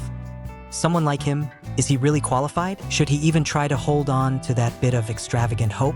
As the smoke curled around him, he seemed to feel Xiao Huizi hugging him from behind, praising him again and again, confessing to him again and again. It let him pick up that bit of self-esteem that had fallen into the abyss, only for that satisfaction to slowly eat it all away. He didn't even know whether he should say that Xiao Huizi was just too cruel, or rather, was it that Ranmu, who deliberately got close to little Huizi, was even more rotten. On the other side, Pilgyeon had returned to his secret base. Just as he reached the door, he sensed that something was wrong. Sure enough, as soon as he opened the door, there were blood-smeared traces everywhere inside. How crude. Pilgyeon laughed out loud. Is this supposed to be a warning? Or a battle challenge? He slowly looked over the other party's work in the room. Suddenly, Sa, who was hiding under the desk, seized the moment. Suddenly, Sa, who was hiding under the desk, seized the moment and swung a knife straight at him. It was as if Pilgyeon had expected this. He twisted his body to the side and dodged. The pen in his hand stabbed straight into the other man's arm. The next second, he raised his leg and kicked the man hard onto the desk behind him. Pilgyeon picked up the knife on the floor and asked coldly, "Do you even know your own weight? Since you're so eager to die, I'll oblige you." Yet the other party didn't cooperate at all. Completely enraged, Pilgyeon raised his hand and clamped it around his neck. "You'd better confess honestly, or I'll cut out your tongue. The uncle really was still alive. Tell me, why did you want to kill Bak? Sa suddenly laughed, because the last target to be cleared wasn't taken out. He finds you all especially annoying. The deepest memories in Pilgyeon's heart suddenly surged up. That final cleanup target should be the stepfather. Seeing him panic, Sa laughed even more wildly. That's right, it's you, Ranmu. Don't you think that's hilarious? In order to protect you, Ranmu even sold his own body. And the one who gave the order just so happens to be your biological father. Pilgyeon widened his eyes in disbelief. What are you talking about? But Sa kept pressing him. Wasn't everything Ranmu suffered all because of you? Many people are asking, what's the age difference between Ranmu and Hwang Pilgyeon? Exactly? It seems everyone really wants to see their profiles, so today we'll do a special episode. A brief introduction to the two of them. Let's start with stepdad Ranmu, 37 years old. Not bad, still far from menopause. Birthday is December 15th. Height 183 centimeters. He loves taking naps and has zero resistance to cats. He absolutely hates people who walk their dogs without a leash. This is something you really should learn from him. When he was young, he pushed himself too hard and had the nickname Mad Dog. Now look at the brat Hwang Pilgyeon, 21 years old. To his stepdad, he really is still just a little brat. His birthday is April 6th. Height 190 centimeters. No wonder he can securely take the top position. In the organization, his codename is OEO. He only likes his stepdad Ranmu. The narrator will add one more thing. What he loves most is whining and crying in front of his stepdad, trading tears for a shake and ride. Aside from himself, he doesn't like anyone who has anything to do with his stepdad. So it turns out the true root cause that drove his stepdad toward tragedy was him all along. He made his stepdad into those people's punching bag. And the more ironic part is, he's still running all over the world looking for people to take revenge on. Pilgyeon's pain was impossible to hide, yet Sa kept provoking him because he couldn't give up the uncle. He had never planned to leave alive. As expected, the truth was something Pilgyeon couldn't accept, and he no longer cared about any so-called remaining value. He only wanted Sa to shut up, so he ended Sa's life on the spot. The next second, it was as if all his strength had been drained. With a thud, he collapsed to the ground. Sa's words replayed over and over in his mind. It's all because of you and your mother that he suffered so much, and the one who gave such a filthy order just happens to be your biological father. He's still your biological father. How could you keep thinking about him for so long? How could someone like you ever be loved by Ranmu? All of this. Is it really because of me? Dad, what am I supposed to do? Meanwhile, Ranmu called Pilgyeon several times in a row, but no one answered. Ranmu was a bit puzzled. They didn't even have a date today, so why wouldn't he pick up? That evening, when Jeol-ho came home, he suddenly realized someone was following behind him. He turned his head and saw Hwang Pilgyeon staring at him with a dark, gloomy expression. Young Master Pilgyeon, is something the matter? He quickly noticed that Hwang Pilgyeon was covered in blood, and immediately pressed him. Are you hurt? But Pilgyeon only raised his hand and wiped the bloodstains from his face. There's something I want to confirm with you. Do you have time right now? Ranmu returned home in the evening and found that the little one was not there either. Without the little one, the home felt so empty it was chilling. The call still wouldn't go through. Could something dangerous have happened again? No, he had to go out and look for him. Before he could stand up, he heard the door open. The little kid had finally come back. The little kid was back. Only then did I finally dare to let my heart settle. But the next second Ranmu exploded.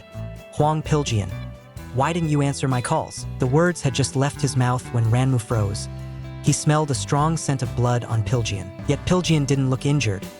So what on earth had he gone to do today? A single dad yanked Ranmu's thoughts back by force. The little kid asked him if he was busy this weekend. Ranmu was completely baffled by the question. The next second, Pilgyeon suddenly threw his arms around him and whispered, I suddenly remembered how, when I was little, Dad promised to take me to the amusement park. But after that day, Dad never came back. Let's go together, so Dad, let's go to the amusement park together, okay? Elsewhere, Jeol-ho thought again of that question Pilgyeon had flung at him. Why didn't you stop Dad back then? I know you liked him too, didn't you? Who said he hadn't wanted to stop Ranmu? But that was the happiness Ranmu had finally managed to seize. What else could he have done? But he could see that Hwang Pilgyeon was serious. So he called his men and told them to keep a close eye on Hwang Pilgyeon. If this kid is the happiness you want right now, this time, I'll definitely help you make it come true. If we lose him again, Ranmu really won't be able to hold on. So even if there's an abyss ahead, I'll still go down with you. If back then I'd been able to keep my stepdad, Would he not have had to go through all that filthy stuff? That kid's inexplicable tantrum last night kept Ranmu uneasy the whole night. Does he really want to go to the amusement park with me? Seems like we really did make that kind of promise. Thinking back to that day, the kid cried so hard he couldn't catch his breath. His voice was hoarse, and he was still accusing him. Didn't you say we were going to the amusement park today? Why aren't we going? At that time, Ranmu was at a loss, but he still suppressed his emotions and coaxed him patiently. How about tomorrow? I'll definitely take you there tomorrow. But the child, who had always been very well behaved, suddenly threw a tantrum. No, I want to go today. So Ranmu had to explain that he really couldn't get away today. But Xiao Hui secretly glanced again at the person by the door and stubbornly refused to let Ranmu leave. Yes, how could he not have thought of that? This little kid had always been very sensitive. He must have sensed something. That's why he was desperately stopping Ranmu from leaving. At that time, his affair with Seo Seoran had been exposed, and his father's men were waiting outside to take him away. Yet he smiled, stretched out his arms, and called softly, "Little brat, come here. Zayawuzi, come here." Pilgeon froze for a second. Then the next moment threw himself straight into his arms. My son has gotten a lot heavier again. Has Daddy ever lied to you? Do you still remember what Daddy said would happen if a man lies? He'll lose his little birdie. Hearing Ranmu's promise, little Pilgeon finally quieted down a bit. Then you have to come back early, Ranmu agreed at once. As soon as this is over, I'll take you to the amusement park and even buy you an all-access pass. Seeing that the little brat was still hesitant, Ranmu stuck out his pinky finger. If you don't believe me, we can make a pinky swear. Let's take it as our promise.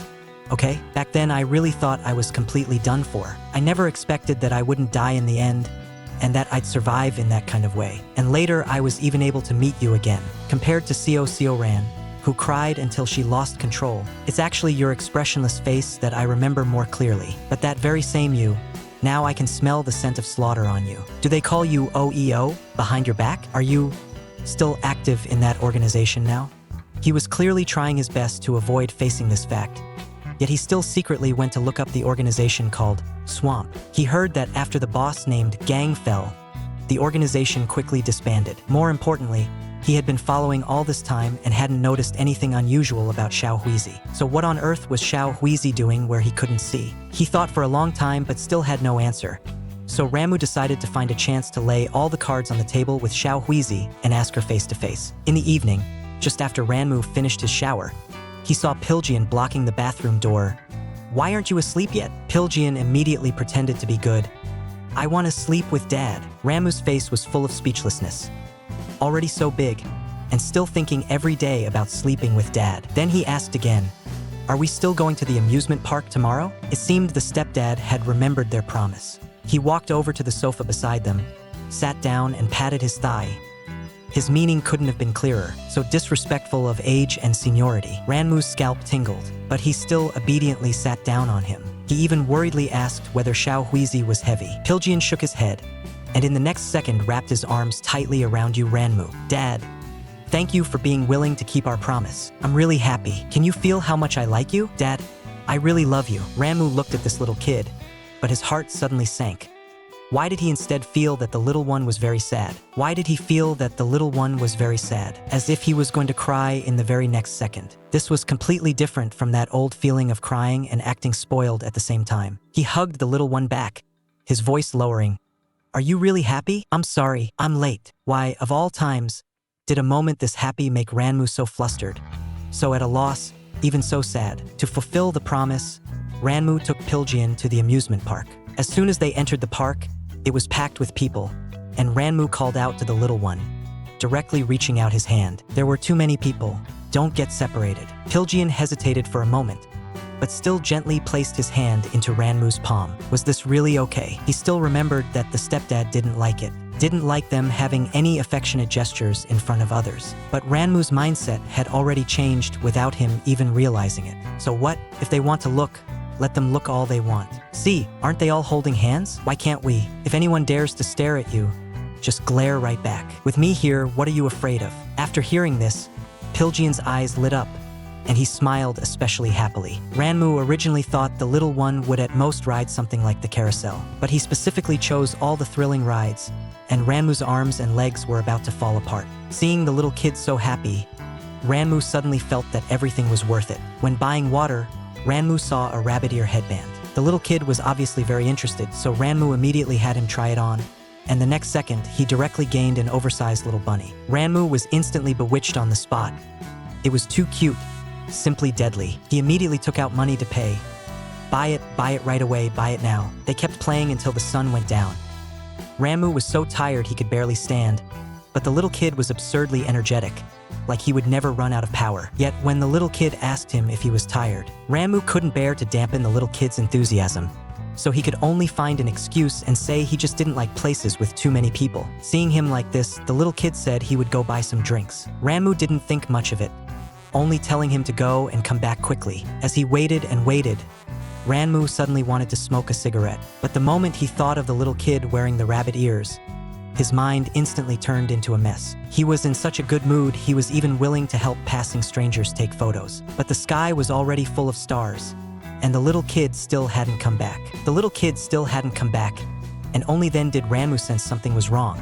So he immediately dialed his number. But why was the voice on the other end saying the number was invalid? At that moment, fireworks exploded in the sky with loud bangs, just like his heartbeat right now, pounding so anxiously it hurt. Panicking, he started searching through the crowd again and again. But no matter how he searched, he couldn't find a trace of the little kid. He waited all the way until the amusement park closed, and even the last person had left. Where on earth had his little kid gone? When Jeol-ho and Na-ho rushed over, they saw Ranmu standing alone at the entrance of the amusement park. Jeol-ho called out to him once, but he didn't react at all. Jeol-ho could only raise his hand and lightly pat his shoulder. The moment Ranmu turned around, it felt like a sharp stab to Jeol-ho's heart, because Ranmu's face was streaked with tears, and he was staring at him with utter despair. Na-ho was about to step forward, but Jeol-ho immediately raised his hand to stop him. Na-ho understood at once and signaled for the underlings to all go back to the car and wait. When there was finally no one else around, Jeol-ho lowered his voice and asked,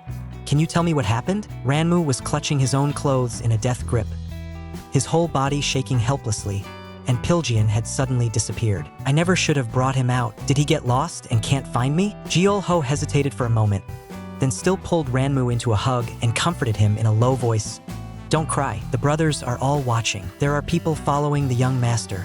He won't go missing." But Ranmu had a feeling he was going to lose Pilgyeon. They had clearly talked on the phone just yesterday, so why has the number already become invalid today? Seeing Ranmu so upset, Jeol-ho suddenly felt a deep regret. "Hwang Pilgyeon, I was wrong. I never should have trusted you." It turned out that Pilgyeon knew everything that had happened to him. It was all because of him that Pilgyeon's hands were stained with blood. So it was him who harmed the little patient. Without Pilgyeon at home, it was really too quiet, empty, without a trace of warmth. Why hasn't the little patient come back yet? Has he decided he doesn't want him anymore? Did he do something wrong? Where exactly did he go wrong? Why? No, if he kept thinking like this, Ranmu felt he was really gonna go crazy. He opened the liquor cabinet, grabbed a bottle, and poured it straight into his mouth. In no time, one bottle was empty. Still not enough, he picked up another bottle and kept drinking. By the time Jeol-ho rushed over, Ranmu's first bottle was almost empty, and the second was nearly gone too. Jeol-ho immediately rushed forward, grabbed his hand, and stopped him from drinking anymore. But by then Ranmu was already limp with drunkenness, and he dropped straight down to the floor. Jeol-ho looked at the liquor that had just been spilled in the tussle, and his chest tightened so much he couldn't get a word out. Chu-lu wanted to help him up and have him eat something first. Ranmu, his face full of drunkenness, just stared at him. "Son, I only drank a little. Just a little. Are you thinking about that? Don't be mad. I can do it now. Didn't you really like it when Daddy did that? Daddy will help you get it all out. Okay?" Jeol-ho could no longer hold back his anger. "You Ranmu, that's enough." Shouted it like that.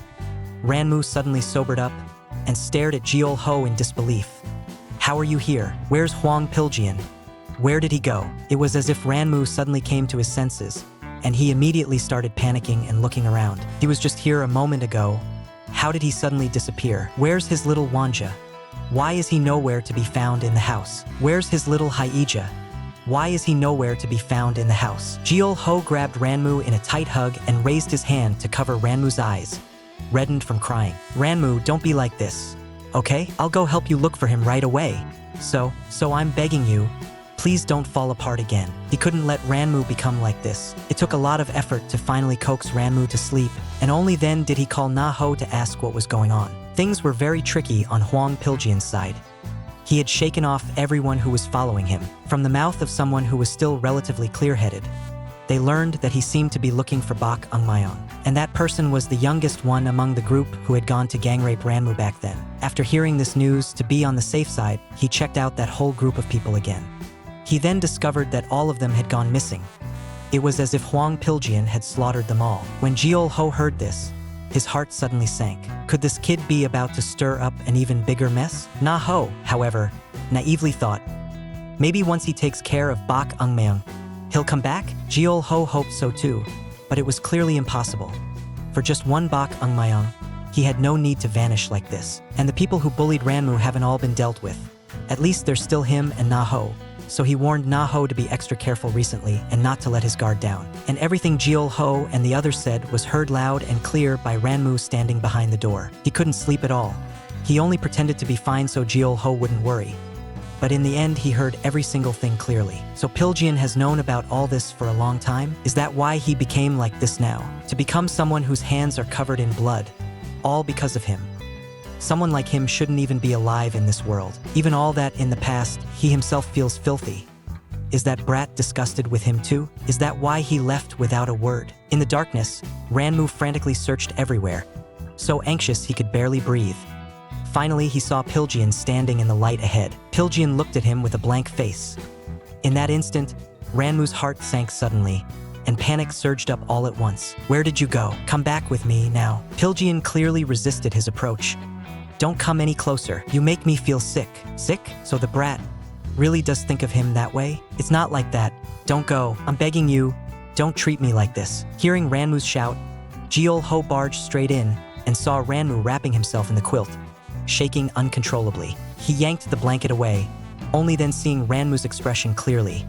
His face full of terror, his whole body trembling, mindlessly repeating, "No, no." This scene almost made Jeol-ho suffocate. What on earth had happened? Why was it suddenly like this? Ranmu's tears burst out all at once, completely out of control. Clutching at him like a drowning man grabbing a life-saving straw, he hurried to seek Jeol-ho's confirmation. It's not like that, right? Am I disgusting? Pilgyeon said, I'm disgusting. Jeol-ho wished he could tear Pilgyeon to pieces, but right now he could only steady Ranmu first. You're fine.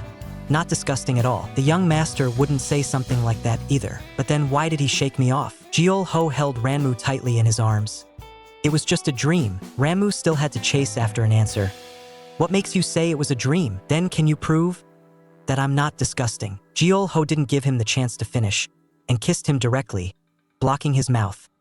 In his heart, Ranmu would always be the cleanest, purest existence. If you really were someone disgusting, then I'd be the same. Even if I can't prove it, no matter what happens, I'll walk this road with you. Ranmu knew this was wrong, but he didn't push Jeol-ho away.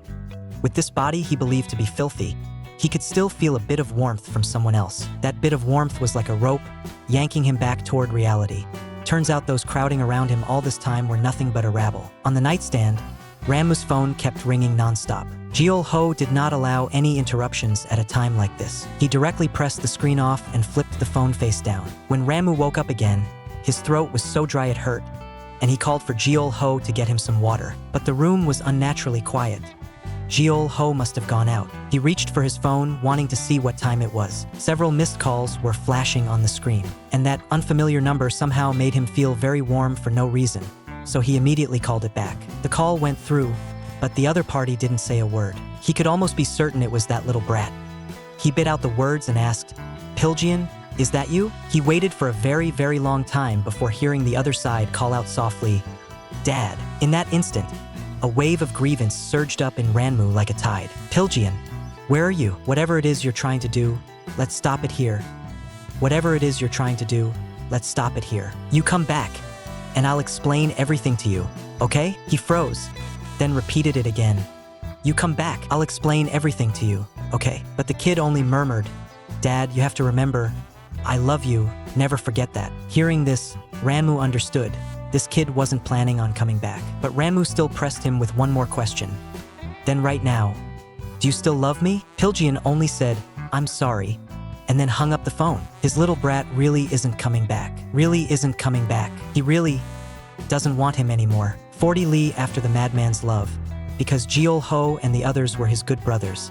they escaped the little brat's revenge. So who exactly is the final remaining target? Thinking of what he had done when Ranmu had an emotional breakdown, for a moment Jeol-ho didn't know how to face him. He had taken advantage of the situation far too blatantly. If Ranmu realized his feelings, what would he think? So he stood downstairs at Ranmu's place for a long time, never daring to go up. But that person who just rushed past him, why did he look so much like the one he thought about day and night? He reacted quickly and reached out to grab Ranmu. "You Ranmu, why did you run downstairs?" After Ranmu saw that it was Jeol-ho, he immediately raised the phone in his hand in front of him. "Pilgyeon just called me with this number. So as long as we track this number, we can find him. I originally thought that once he knew everything he would despise me, but he just said he still loves me. So I have to find him as soon as possible and tell him in person. I love him too. And all the things I never dared to say before, once I see him, I'm going to tell him every single one without leaving anything out." Looking at the smile on Ranmu's face, Jeol-ho suddenly felt a little dazed.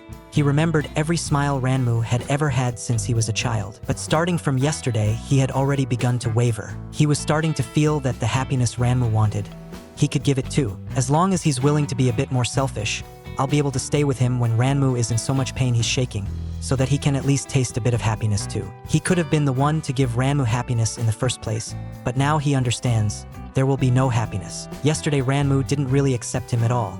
It was him despicably using Ranmu's pain to satisfy his own desire. This isn't love, it's just his greed. Jeol-ho picked up Ranmu's phone. "Leave this to me, I'll track his location." He believes Ranmu will soon be happy. Ranmu's smile right now is too dazzling, and he can't bear to drag Ranmu down into his own abyss. If Ranmu is in hell at this very moment, then he'll be the stepping stone under his feet, letting Ranmu step on him to walk toward happiness. As long as Ranmu is doing well, that is his happiness. After arranging everything, Jeol-ho prepared some food for Ranmu. Ranmu had barely eaten anything these past 2 days, and now he finally had a bit of an appetite. But halfway through the meal, the phone suddenly rang. The moment the call connected, bad news came crashing down. Something happened to Na-ho? Did Na-ho really become that brat's target? They rushed to the hospital, imagining the worst outcome with every step on the way. But this lovey-dovey scene in front of them, what on earth is going on? Na-ho awkwardly rubbed his neck. "Sorry for making you worry. I got someone's arm around my neck and passed out from being choked. That punk Hwang Pilgyeon didn't get caught either. But this time he really meant it. Toward me, you could say he showed mercy. This time, toward me, you could say he showed mercy." Jeol-ho furrowed his brows. "Then why do you think young master didn't kill you this time?" Na-ho recalled what Pilgyeon had said at the time. "I can't go back with you right now. There is still one person I have to deal with. Cough. So don't get in my way." He said there was one last person left. Ranmu was shocked on the spot. The first name that jumped into his mind was Jeol-ho. But Jeol-ho was even more puzzled. "Yet you're still alive and well now, aren't you? Why would he spare your life? Could it be that, from the very beginning, we were never his targets?" Listening to their conversation, a thought suddenly flashed through Ranmu's mind. The night before they went to the amusement park, little Hweezy had asked him, "What exactly is your relationship with Jeol-ho and Na-ho?" At the time, he had even teased her for being overly jealous, saying they were brothers who had grown up together, very close. But if it really all comes down to that explanation, then who exactly is that last person? Among the people who had any connection with him, aside from Jeol-ho and Na-ho, the rest had all been wiped out clean by that brat. Who else could that final target be? Surely little Hweezy wouldn't really kick up a storm over this, right? According to the last location Na-ho managed to track down, Ranmu immediately took his underlings and rushed over. But there wasn't a trace of Pilgyeon left here, only a pungent stench of rot blowing toward them, choking straight into their throats. Looking at the corpse surrounded by flies, Ranmu recognized it at a glance. It was Bak Ungmyeong. This man had once humiliated him. Now that he had died like this, he must have been tortured so badly before death that he was no longer recognizable as human. He just couldn't bring himself to believe that this was done by that little Haija, Pilgyeon. But very soon, he saw the Rubik's Cube that Pilgyeon often played with. Reality was right in front of his eyes. "Little Haija, what on earth are you trying to do?" Old man Hwang was practically about to explode with anger. Tonight was the opening banquet of Director Kwan's hotel. There was still no news of Hwang Pilgyeon by now. It seemed that brat really was begging for a beating. Once they dragged him back, they would definitely have to teach him a lesson he wouldn't forget. What an utterly clueless little bastard. As for Director Kwan, they could only keep it from him for now. As soon as the banquet started in the evening, Director Kwan came up to greet him. "Ah, you finally made it. Why didn't my future son-in-law come with you?" It was obvious he was quite satisfied with Hwang Pilgyeon, and old man Hwang could only force a smile and laugh it off. Standing to the side, John Sue was very good at picking up the cue and immediately steadied the atmosphere. Dad, don't talk nonsense. I'm the one who's been clinging to Pilgeon all this time. Hearing this, old man Hwang hurried to smooth things over. If you say that, Pilgeon will be upset if he hears it. He's already been bewitched by you to the point of being completely dizzy. With the pleasantries exchanged to this point, it was more or less enough. Seizing the moment, John Sue said she would go give Pilgeon a call, leaving the two old men where they were to continue their small talk. In their eyes, this marriage was already settled, and they had even started addressing each other as in-laws. But before long, John Sue came running back in tears. Chairman Kwan's face immediately darkened when he saw his precious daughter like that. What's going on? Pilgeon has another woman. He wants to break up with me. We're finished. All the blame was instantly directed over there, and Chairman Kwan lashed out on the spot. Chairman Hwang, what on earth is going on? Are you playing with my daughter? Old Hwang was dumbfounded too. He hadn't expected Hwang Pilgeon to pull a stunt like this and put him on the spot in public. And John Sue, standing to the side, was secretly watching his expression. It turned out that she had tossed and turned all last night, unable to fall asleep no matter what. She thought about getting up to have a drink of water. As soon as she sat up, she saw Hwang Pilgeon standing by the bed. She was instantly frightened, her voice tightening. How did you get in here? Pilgeon raised his hand and pressed a finger to his lips with a soft shoo. And only then did John Sue barely manage to steady her breathing. She held back her anger and questioned him. Talk. What's been going on with you lately? You don't answer my calls, and I can't find you anywhere. But Pilgeon refused to play along and only asked calmly in return.